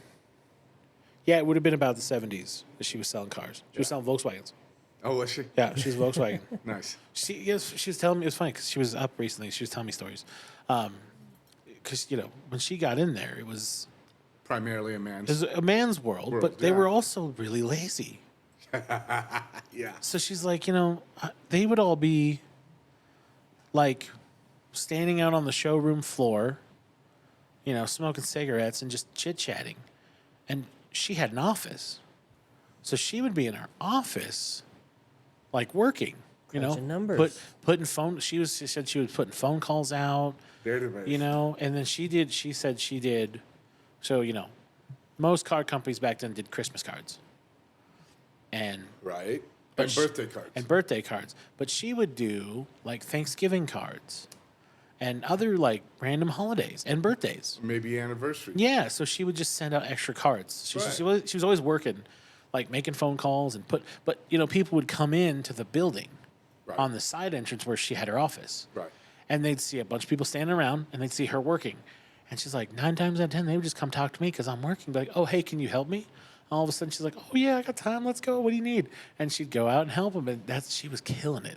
Nice. Just selling cars. To this day, I think she could still sell cars. Oh, I was sure she could. Your grandma probably could. Yeah. My buddy Kenny in She Reno, could probably sell a watch to a blind man. he's that kind of a car sales guy. Is he? Yeah, he's Friendly? Yeah, he's really friendly. I mean, he likes to talk a lot and tell stories and stuff. And so I would go in and visit with him. Yeah. And go, hey, what are we doing? Here's what I want, what I need, and but I would it's like that's what he did. Yeah. He always had a line casting out to you, Yeah. basically. Well, especially today, Emails. the average person swaps their car out every 3 years. Right. That's the average life of a car, which is crazy to think about. Yeah, like, okay. even post-COVID, I think it's still 3 years. Yeah, I don't do I mean, that. it's probably a little crazier now because it's harder to get used cars, but people are still swapping them out every 3 years. So the automotive industry is going through quite a bit of a upheaval. First, I mean, right now they've got the strikes going on, right? But prior to that, they had made record profits Well, during COVID Yep. because people had extra money Oh yeah. and stuff like that. Yeah, so we ran out of they- chips and all that. and not only that, well, they ran out of chips, which basically raised demand. Yeah. Yeah. Because the supply wasn't there. But, and interest rates were low. So it was easy to qualify and get in there. The interest rate I got on my loan for my car is ridiculous. Yeah. So, If I would have been making decent money back then, I probably would have gotten a car then. right. I'm more upset about wood prices still, though. Oh, wood? Wood is still Oh, expensive. yeah. Wood is expensive. Not if you go to Meeks. Even if you go to Meeks. No. Meeks is still somewhat expensive. It's, It's not as somewhat- bad as Not as Home bad Depot as Home Depot. or Lowe's, but they're still pretty. Because up I was there. pricing out plywood, and the dude at Meeks told me that he wanted the cheapest price for wood I've ever heard of in my life. Because plywood at like Home Depot is $64 Yeah, for A Ace sheet. sheet. and that and the guy at depending on the Meeks- grade, that's probably A grade one side and C on the other. Yeah, the guy at Meeks was like, "Dude, I got plywood. It's down here for $20." No way. Yeah, Oh, wow. and I was like, "Oh, okay." Yeah. I'll be down there in the next 'Cause 7 minutes. Yeah, Right? If you used to remember, Meeks, their wood was more expensive back then, before like the fact that we didn't have any going in and out. And then Home Depot's was like $11 a sheet at that time, 15 for A grade, Right. and now like A grade's 60, and the low grade's like $30. Well, That's crazy. remember when I had my truck? Yeah, I went down to Meeks. I said, I need a piece of plywood. He goes, what size? He goes, what do you need? Eighth inch, quarter inch, half inch, 3/8, half. Yeah, And I go, I don't need anything really thick. you got I about go, a quarter inch. Yeah, I if I think I remember got a right. quarter inch. And it was like $28, yeah, you know? But that was a year plus yeah, ago. yeah. Yeah, and But it's still. still pretty expensive. I mean, Right. yeah, I mean, it's not like used to like $5-6. Well, Yeah. the thing is, I went to Meeks up here because I wanted to build my targets for the range. Right. And so I got the bracket at Home Depot, $15 for 2 brackets. I go, done, not a problem. Right. And I go, and I'm going, okay, so what do we got here? I go, I need 4 5-footers, essentially. Yeah. Yeah. And she goes, and I go, and I need a 4-footer. And she goes, well, I can sell you a 20-footer, and then there'll be two or three charges for a cut charge. Yeah. To cut it down. Yeah. And I go, okay, great. And I go, I need a 4-footer. And it didn't occur to either one of us that I should have gotten a 24-foot piece of That just 2x4. and just cut 'em down, And just yeah, cut them down. yeah. But I thought I was I saying, think they make 20 feet though.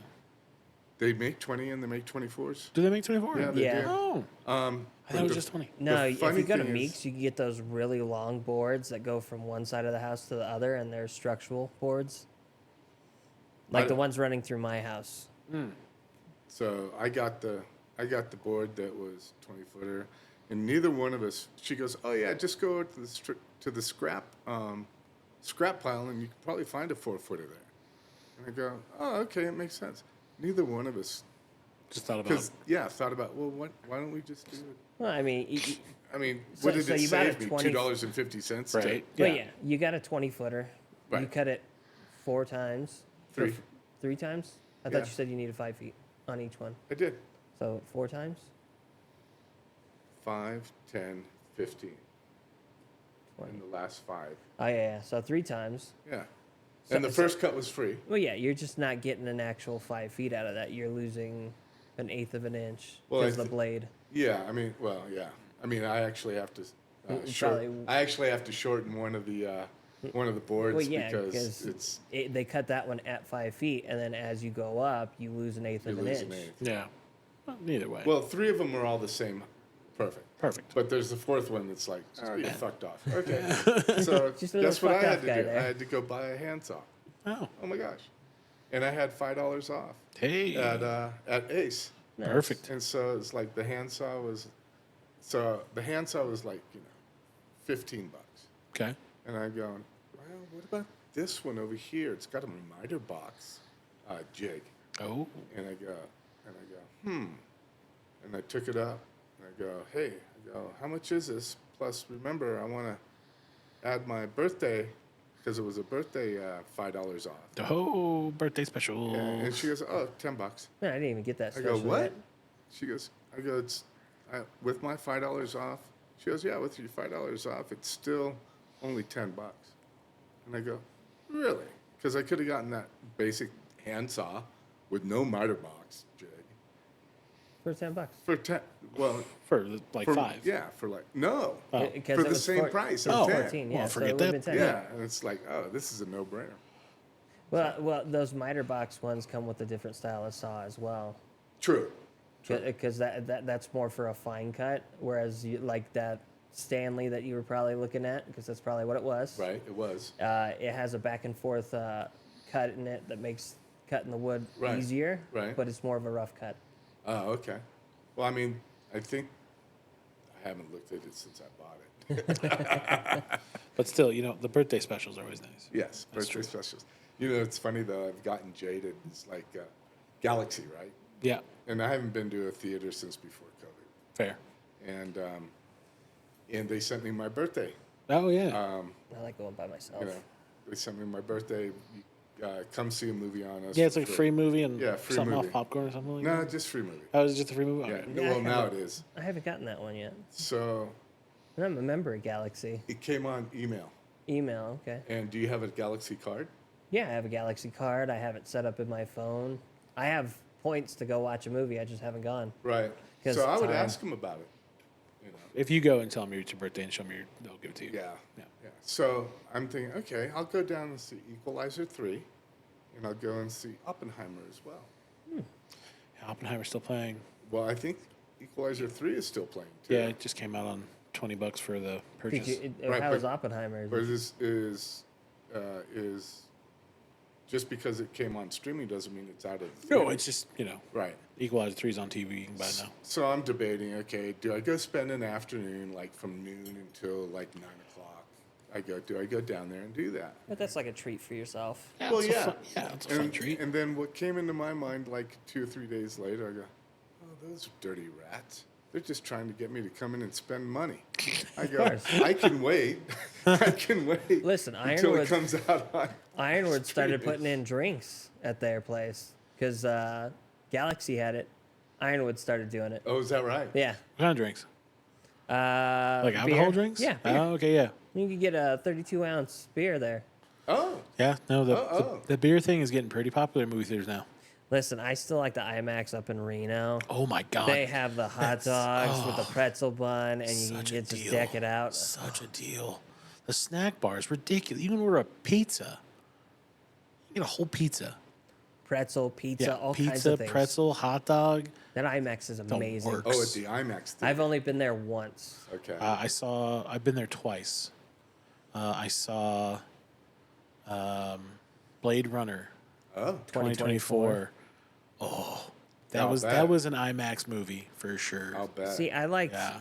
I like going to the movie theaters, but I like drive-in movies more. And they still have that one in Sparks. I've been there twice. oh, do they? Yeah, they still do. Where's the one in Sparks?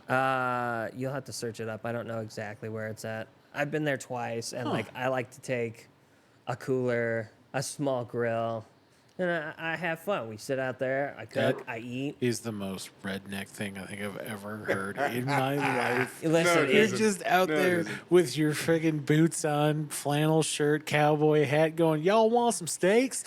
Listen, Barstow had that as well, and that's what I would do. I would sit out there, grill, and like a bunch of the guys from the army base would show up too. So we'd all be sitting out there, cooking, drinking, hanging out with the kids and the wives.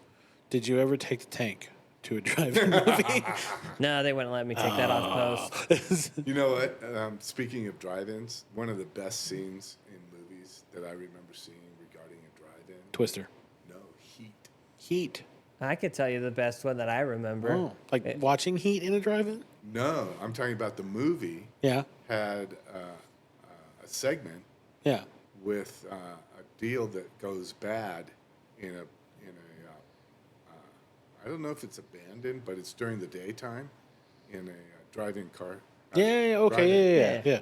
I thought you meant like because I think the one in Twister is fantastic. Oh, I don't. Oh no, like You don't remember actually that going one? there. No. Oh, yeah, in I'm Twister. not a Twister kind of guy. Well, in Twister, they're movie. watching The Shining, and in the middle of the night, and then all of a sudden, The like Twister Bill comes on. Paxton's like looking around because he's the human barometer, and then the music starts playing, and you're like, wait a minute, Tornadoes that's start the rushing music through. for the bad guy, and all of a sudden, yeah, that tornado you just see it, the lightning kind of strikes, and all of a sudden you see this massive tornado behind the drive-in theater. That rips right through And the just screen. rips or right something through the like that. screen. Yeah, you're like, oh, that's cool. So watching because we got to watch the old movies like that, and they had it playing at the drive-in movie theater once.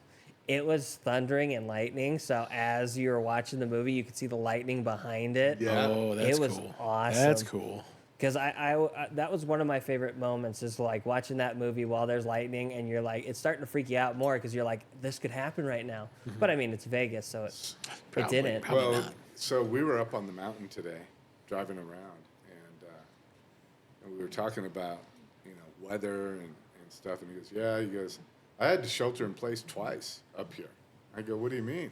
He goes, "Well, lightning was striking about 100 feet from me." I go, "What?" He goes, "Oh yeah." He goes, "You're up here, man. It's gonna True, there's nothing if it comes else. right on." Yeah. Well, and I go, "Well," and Don't want to be on the list, tell you that much. Yeah, you don't want to be around the lifts, but he wasn't. He was like up at Tamarack, and the Okay. lifts were a ways away. Yeah. And he goes, "Yeah, I had to duck into the Bear Cave building, which is a smaller building, but it's kind of set away from." But I mean, it's good. It's a smaller building, so But it's set away it's not from as the high as lifts. everything Oh, else. yeah. It's set. Well, but lifts he's, are designed to take lightning. yes, aren't they are. Okay, yeah. Yes, they are. I still wouldn't want to be on one. No, you wouldn't. Well, No. well. Now wait a minute. Technically, It's grounded, yes, because well, the no, pole's going in the you're ground. not though. You're up in the air. Yeah, if You're you're on not, a if you're, pad. if you're So, in the chair, isn't there rubber bearings that separate the chair? well, so you're attached to a cable, So and that it's- cable Yeah. is metal, and the clamp that goes onto the cable Right, is also metal. right. But the tower is designed to take most of it. The tower is. If it hits the tower. Ah, fair. Okay. Okay, if it hits, I mean, and I was, and I was just, well, you said grounded, and I was thinking about the observation deck up on Heavenly. Ooh, would not want to be standing there. And even though it's rubber coated, Yeah. because it's rubber, but it still goes down to the ground. Stairwells go down to the ground. True. Or is anchored into the outcropping, the rock outcropping. Yeah. It's like, oh, I don't want to be there Anywhere for sure. near that one. Yeah, that's fair. But I go, really? And he goes, yeah. He goes, but only twice over the past. Let's see, he's been there Probably about 20 the same amount of time as I've been there, 8 years. Or so. Okay. Okay.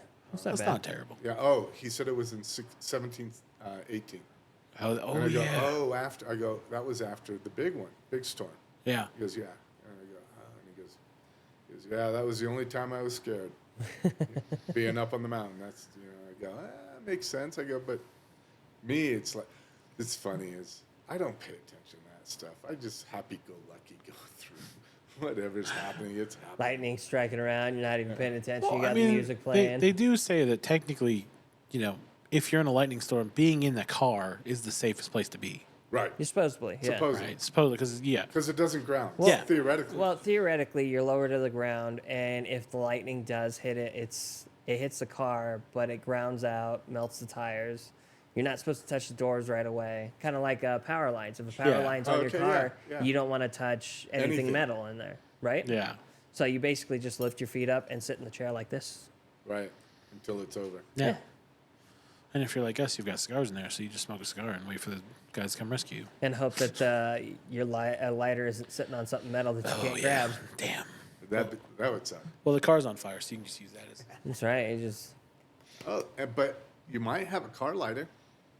you really gonna touch that car lighter if electricity's going through the car? No, I'll just. I'll pass on. Yeah, I'll just use the burning tire. I'm okay. I got a box of matches in the pocket. But a lot of the interiors of vehicles But- are yeah. not Well, they've gotten better. Yeah, they're not That, metal based. A lot as of much as they plastic, should. a lot of plastic polymers. Aluminum. no, there's And aluminum, aluminum, yeah. but like majority of it's plastic polymer now or Right. carbon fiber. I mean, my Mini. I mean, I could see where I would not want, but primarily in the cab, it's You're okay. yeah, Yeah, you're just leather sitting seats. there. Yeah. I mean, You got rubber on the foot pedal, so you're just like this. You're like, okay. Yeah. I mean the metal frame to the chair or to the seat. That's but- metal. Well, but that's a bracket. Yeah. Yeah. Well, it's not a small bracket. No, but it's just a bracket. Yeah. You'd be okay. You'd be fine. You're fine.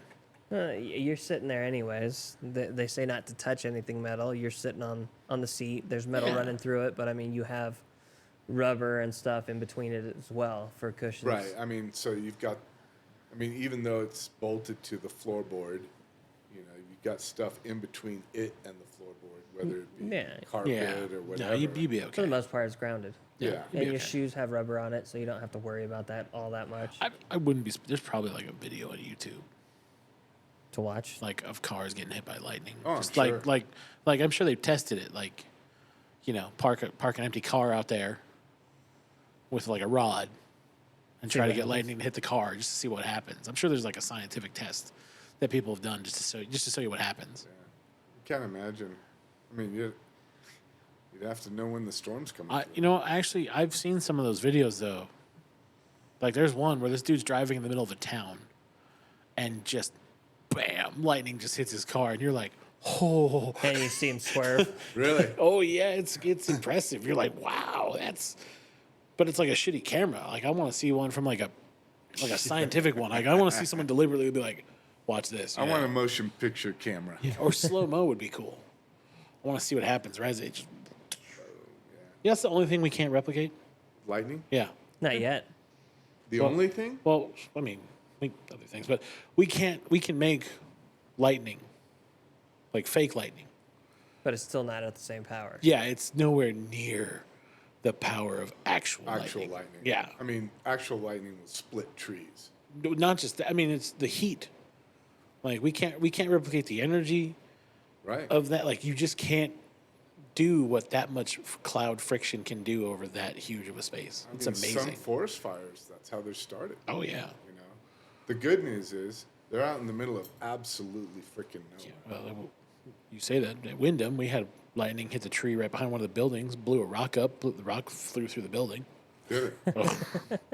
Yeah, it took out like 3 glass doors on the back patio, and Hell, man, here it was crazy. at this casino when it was Mount Blue, lightning struck the generator. Did it? Yeah, we didn't have a generator. There was no power to the casino, and they had a second generator that they managed to get kicked on, but the main generator was just trashed. Wow. Man, lightning's cool. Yeah, but From a wait distance. minute. It's fun to Why- watch. Yeah, from a distance, The, it's cool. the if it- scariest one that I went through was like it was raining and lightning, and it was at this apartment complex in Henderson called Cha Cha Cha. And like I'm coming from my grandma's house. It's raining, and like lightning strikes in the middle of the street, just Ooh. shortly after I passed the area. Oh, And I'm like, oh, and I ran inside. I'm like, nope, not going back out. the coolest one that I had was here in Tahoe, Oh yeah, and it was when we were living over on Larch. where I moved you from, right? Yeah, so we were living over there, and this was like a couple years ago. We had that crazy lightning storm come through, Oh yeah. and it was right above the house, and I was like, "Oh, this is cool. I gotta go outside." And so I was in the carport, and it's nighttime, right? Oh, right. Dumping rain, Watching lightning. and just all of a sudden, just this huge white beam of light just illuminates the whole neighborhood, and I was like, "Whoa, That's cool. This is cool. I don't want to go any further outside than I already am, but this is awesome." And you could like feel the thunder Right. You from could the feel that. crack just Yeah. right Yeah. above the house, and it was an experience, man. Let me tell you. I mean, that was like it was cool. So, Almost as cool as that transformer blowing up. I don't. Sometimes I do stuff that just doesn't make sense, right? Mm-hmm. Happy go lucky, just oh yeah, let's go watch a lightning storm. So I was at Lakeland, Okay. and I'm working, Okay. and it's storming. I go, okay, well, I'll take my umbrella and we'll go out there. Went out to the pier, went out to the dock. And I walk out on the dock and I watch the lightning dance all over the lake. Under his umbrella. Under my an umbrella. Well, you know what, Rihanna? You did a good job. You're still here. So, yeah. But it was a great show. I have parked on the beach a couple times and just sat there and been like, wow. Because it is cool when it goes across the lake. Yeah. Like, there's something cool about I that. mean, and it's going straight into the lake. See, I need to come up during those times so I could watch that. It's so hard to get it right. Yeah. I like, though, because you can watch it. You'll watch it move, right? And if you get lucky, it comes over the mountains and then drops over the lake. Right. But most of the time, you'll watch it go from one part behind the mountain on the other side, like where Truckee is, and you'll watch it. You'll just see lightning in the clouds, and then it like floats over Reno. Yes. And then you look at Reno, and you just see the explosion of light In the clouds. in the clouds, Yeah. and you're like, "That's cool. That's awesome. Yeah. That is awesome. I miss when I watching hear this. thunder, the thought goes through my mind, I should get out there and watch it. I do that. If I'm at home and I hear thunder, I'll sit out on the porch smoking a cigar and watch. Oh, as it's raining on me, watch the lightning crack across the sky. Yeah, it's cooler in the valley. You know, it's cooler in Vegas. I'm not gonna lie, because they get like good lightning storms, They do. and it's like really bright. You see it. They're thick lightning bolts going across. The best is I'm told is the Midwest Oh yeah, Really? Texas has some good ones. because it's flat. Think about it, it's flat open land. Right. Like It's kind of like Vegas, too. kind of like Vegas, but like farmland. Like think Kansas. Yeah. Flat hills you can see for miles. When the thunderstorm rolls in, it rolls in. That's where all those cool pictures come from. When you see it like all across the sky and stuff. That's all Midwest lightning storms. Got it. I'm Yeah. told they're some of the coolest, but they also have those things called tornadoes. Oh yeah, that's why Lane doesn't go there. Lane's afraid of them. Mind you, the people that live there, like a friend of mine bought a house out there. Stupid. She sits out there when there's like a tornado coming through. She's like, oh well. Yeah. That's- I Just was Sits kinda out there, the same lawn way. chair, beer. Yeah, that's Let's the just problem. watch it. But look, we're nonchalant about earthquakes. Yeah, don't 'cause get they're me wrong. earthquakes. Californians are like, oh, was that a 5.6? Okay, cool. Oh, okay, be careful. Unless it's a 7, I'm not getting like out of bed. A 6.0 comes through, it's like, oh, fuck, we should take drinks outside. Okay. So I was 5 miles from the epicenter of the 1989 Loma Prieta. Is that the big one? That's the one that collapsed a section on the Bay Bridge and stopped the World Series. Yeah, game. the Dodgers game, right? No, it was Or the A's? It was A's and Yeah. Giants. A's and Giants, yeah. That's right. And but I was 5 miles from epicenter.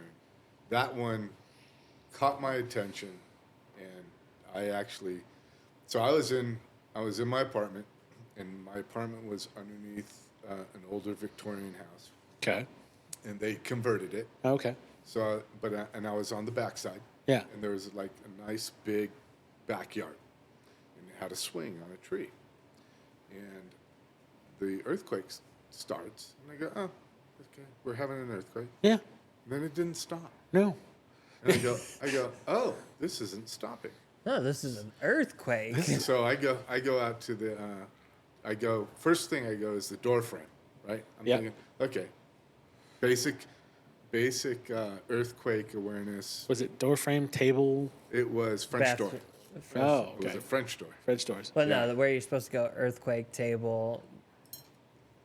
No, those are the Door jam. Yeah. Yeah. You want like door frames or tables. Is You what want something reinforced above you. Yeah. But I'm thinking, okay, this is door frame because I didn't have a table that, it was a That you small trusted? apartment. Yeah, it was a small apartment. And so I'm going, this still isn't stopping. So I go, okay, I'm going to go into the backyard. And I go out the patio, step over the doggy fence, which is like, what, 2 3 feet. foot and a half to 2.5 feet Yeah. max. Yep. And stuff, and it's not even 2.5. Oh, the old feet. ones, Yeah, yeah. it's not even 2.5 feet. Yeah. Right? It's and and I go to step over it, and it's like I jumped over it Oh. because of how the earth was moving. Oh. It bounced me up, Gave you a little bit more pep in your step. gave me a little more pep in my step, and I fell onto the grass area that was underneath the swing that was attached to the branch that was overhanging the grass area that I had fallen onto. Oh. And I'm like, oh, this was not a good move. and then But hey. and then it stopped. Happy-go-lucky over here. Yeah. Then it stopped. Oh, And then it thank God. stopped. And it's like, that's the biggest earthquake that I've ever been in. I've grown up here. I've grown up in earthquake country forever. I lived on the San Andreas Fault for most of my life. Yeah. Right? I always slept through the big ones. Yeah, and it's like, well, I mean, this was middle of the day. This was not middle of the day, but it was Well, you like, got to remember my schedule. I was always asleep. okay. Well, there's a difference though between like what he had, like the big one was a big one. yeah. Oh yeah. Like was it 7? Is it 7 or 7.8? 7, Well, 8? Yeah. it initially came out as 7.8, Okay. but they upgraded it to 8.1. Okay. Yeah. So And I'm like going, you were 5 miles away, so it was probably like a 7, maybe no. 6, 9. it was huge. Yeah. I mean, it was more like a 7, 7.5 maybe. 7.5, 7.8. Yeah. It was Enough to notice. Oh, it was, well, yeah, it scared the bejesus out of me. Oh yeah. No, that's, But that's the biggest one I've ever been no. in. We get like 5s. Right. Down here, like Well, 4 no, or because 5. I lived in And sometimes California not as even well, and I've been through those. So we had one, probably about sometime during COVID, Yes. because I was putting my electric bike together. And my buddy from Ohio was out. Oh. But he lives here now. Oh, okay. Okay, so he's a resident, Yeah. but he grew up in Ohio. Oh, okay. So earthquakes are not something out there, No. right? No. So we're putting the bike together, and I feel the earthquake. And I go, oh, okay, earthquake. Little Okay, wiggle. let's see if it'll stop. Sure enough, it did. Yeah. But he did one of these, like frozen. He's like in that, like I'm gonna move. I'm ready to move. Yeah. Frozen, and I swear to God, his eyes were as big as the bottom of a Coke bottle. They were Wide-eyed. huge. And, He's probably pale white. Oh man. and I go, are you okay? He goes, yeah. He goes, I was gonna head for the door and down the stairs. I go, okay, you wouldn't have made it. He goes, oh, I would have made it. No. And it's like, No. I go, look, we're on the top floor. I go, we need to be up top here. Yeah. Because if something's gonna fall on us, it's not gonna be it may The be of next two significance, but it's not the other 2 stories that are coming down on top of it. It's just the roof Yeah. and the trusses. Exactly. Maybe. Go to Yeah. a door frame. Yeah. You're good. Yeah. It's such an odd feeling. Isn't it? I dig it. It is kind of cool. Yeah. Because it takes a minute to realize, right? Because Right. we're used to it. So we're blasé. You're like, oh, is that a car going by? Is that a truck? Oh, Oh, yeah. that's an earthquake. You're like, oh, hang on. Like, It's funny when the trucks go by on Pioneer Trail. Yeah, And I go, yeah. oh, yeah, that's a truck. So my favorite one isn't even an earthquake. Like I thought it was an earthquake when I first heard it, and I heard a big boom, but it was that explosion under the ground. Oh, yeah. During the power issue on California side. Sure. And that manhole flew. Yeah. Oh, And I'm like yeah. sitting there, I'm like, is that an earthquake? That was weird. And I like go to the camera and I swing over and like there's a crack in the ground and then I see the man plate fall. I'm like, oh, that's what it was. It was an Yeah, explosion. that was an man. explosion. It's so funny because I was at my house when that happened, and I had my window open, because I like always have my window open, and I just remember I heard it in the was like- distance. It was like 2, 3 o'clock in the morning. Yeah, I just heard it go, boom, and I'm pretty sure that was an explosion. Were your lights? And then I waited, and then I heard the sound of the fire department right up the street just start to go, and I'm all, oh, that was definitely an explosion then. I'm like, huh, I'll find out what it was tomorrow. Yeah. I think It was interesting. I think we had recently just left here. Yes, we had. We had left like 2 hours beforehand. Yeah. Like, so I was home, still awake, just doing whatever, and I just heard it. Right. And I was like, whoa, that was an explosion. And I was at work. And Kevin was here. I heard it, but it didn't register to me that it was an explosion or anything. I just go, I wonder what that was. It was weird. Well, it's funny because like you hear cars backfire, which seems to be a more rare thing these days. Well, yeah, because it's older cars usually. Right. Yeah. So it's like okay. Like So- that 69 I have. Yeah. So nowadays you hear that in the distance and you're like, that's probably gunshots. But that one was distinctive, and I was like, that was an explosion. That was a much bigger boom than just gunshots. Right. That was an explosion. Right. Sure as shit. Gas main blew.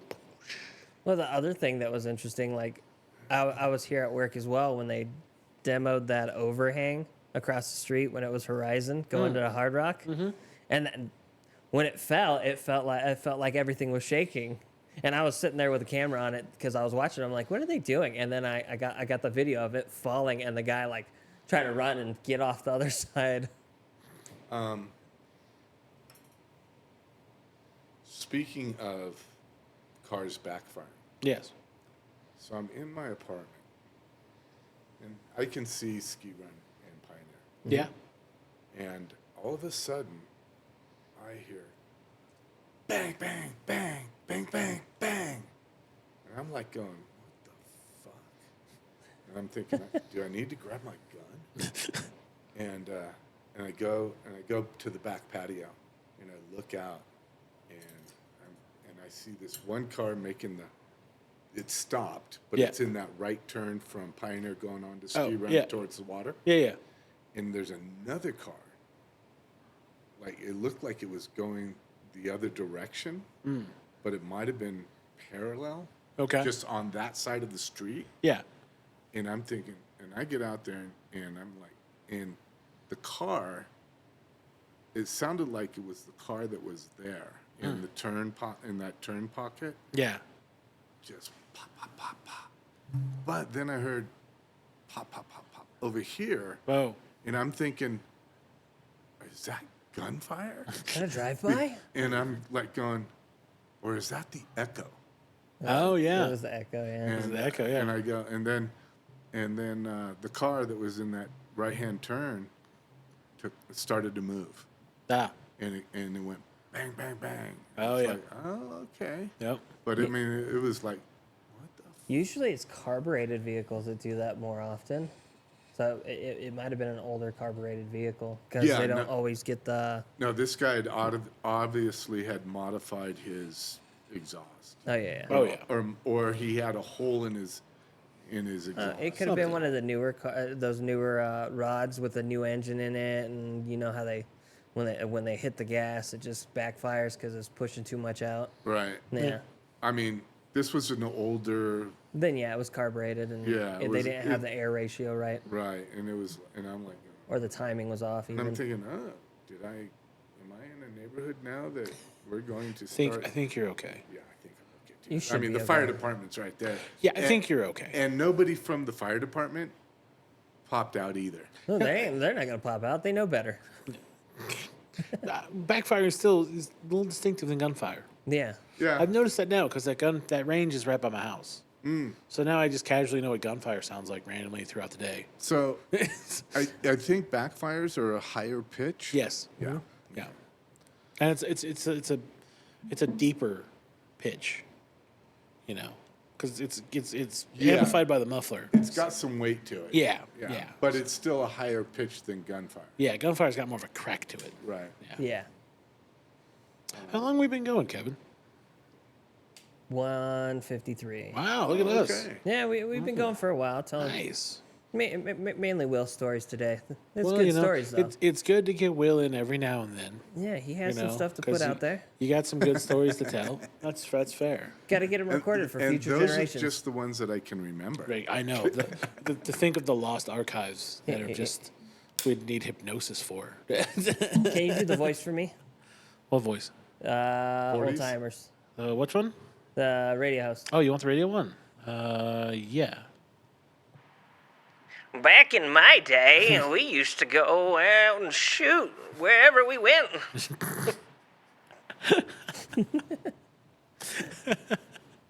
Oh man. I couldn't help it. It was there. I'm like, yeah, put it there. Put it there. Come on. Even better. Even better. Yeah, you know, I'd really like to get is a microphone to another one of the lounge chairs I mean, we have that one. where I can, when I do come in and it's 4 of us, that Yeah, you I can can just participate. be out there, and if I feel like butting in, Kicking in, you can. butting in, and Well, being I rude mean, about. We just put you over there by Casey, so you're partially in camera view. No, I don't want to be in camera. No? You just want to be the voice. I just want to be the outside voice. Be the voice of reason. This is your Well, I don't know conscience about speaking. reason. What's that? So this is your conscience speaking. Well, I'm the voice of wisdom. We've got the 4th slot, so We've can. got the 4th mic. We can get to. We, just We gotta have get- a cable, and we we do do have a have a microwave. cable? We Do still we have have a those cable? microphones. Yeah, we have the cord. We have that microphone. Oh, okay. We can set it up. And it'll I mean, reach from Yeah, I'd like there. to. I would like to do that if Yeah. that's what. If you guys are alright with that. Yeah, we'll make it work. We, mean, we the- don't mind hearing you chime in. We'll just make sure we get the Oh. crickets going. Yeah.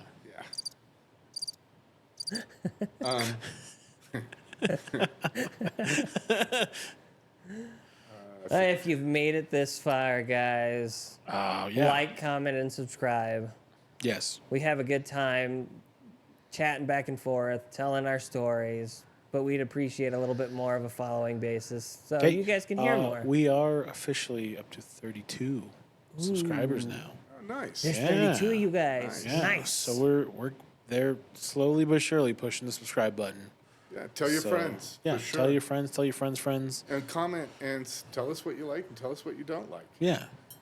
Exactly. Check out 34. You'll have a good time listening to it. Yes. Last week's episode was definitely fun stories to tell fun for stories. sure. And that's why I think I brought up some of the stories. Yeah. I did See, tonight. they're contagious, right? They're just fun stories. Well, Listen, we could do a part 2 of bad decisions. I mean, you got a whole wing on your own, what you can tell, if you can remember them. Well, I mean, I probably could remember a couple more. so I have quite a few more from the Army that I can tell. I got the Foster's Lager. Oh yeah. Or you forced us. Foster's. I've got the kegs, that upside down beer keg stand.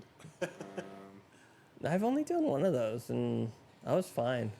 I don't think I have any gotten naked stories. I haven't gotten those. Gotten Well, that's not true. Drunken naked stories. That is not true. Fair.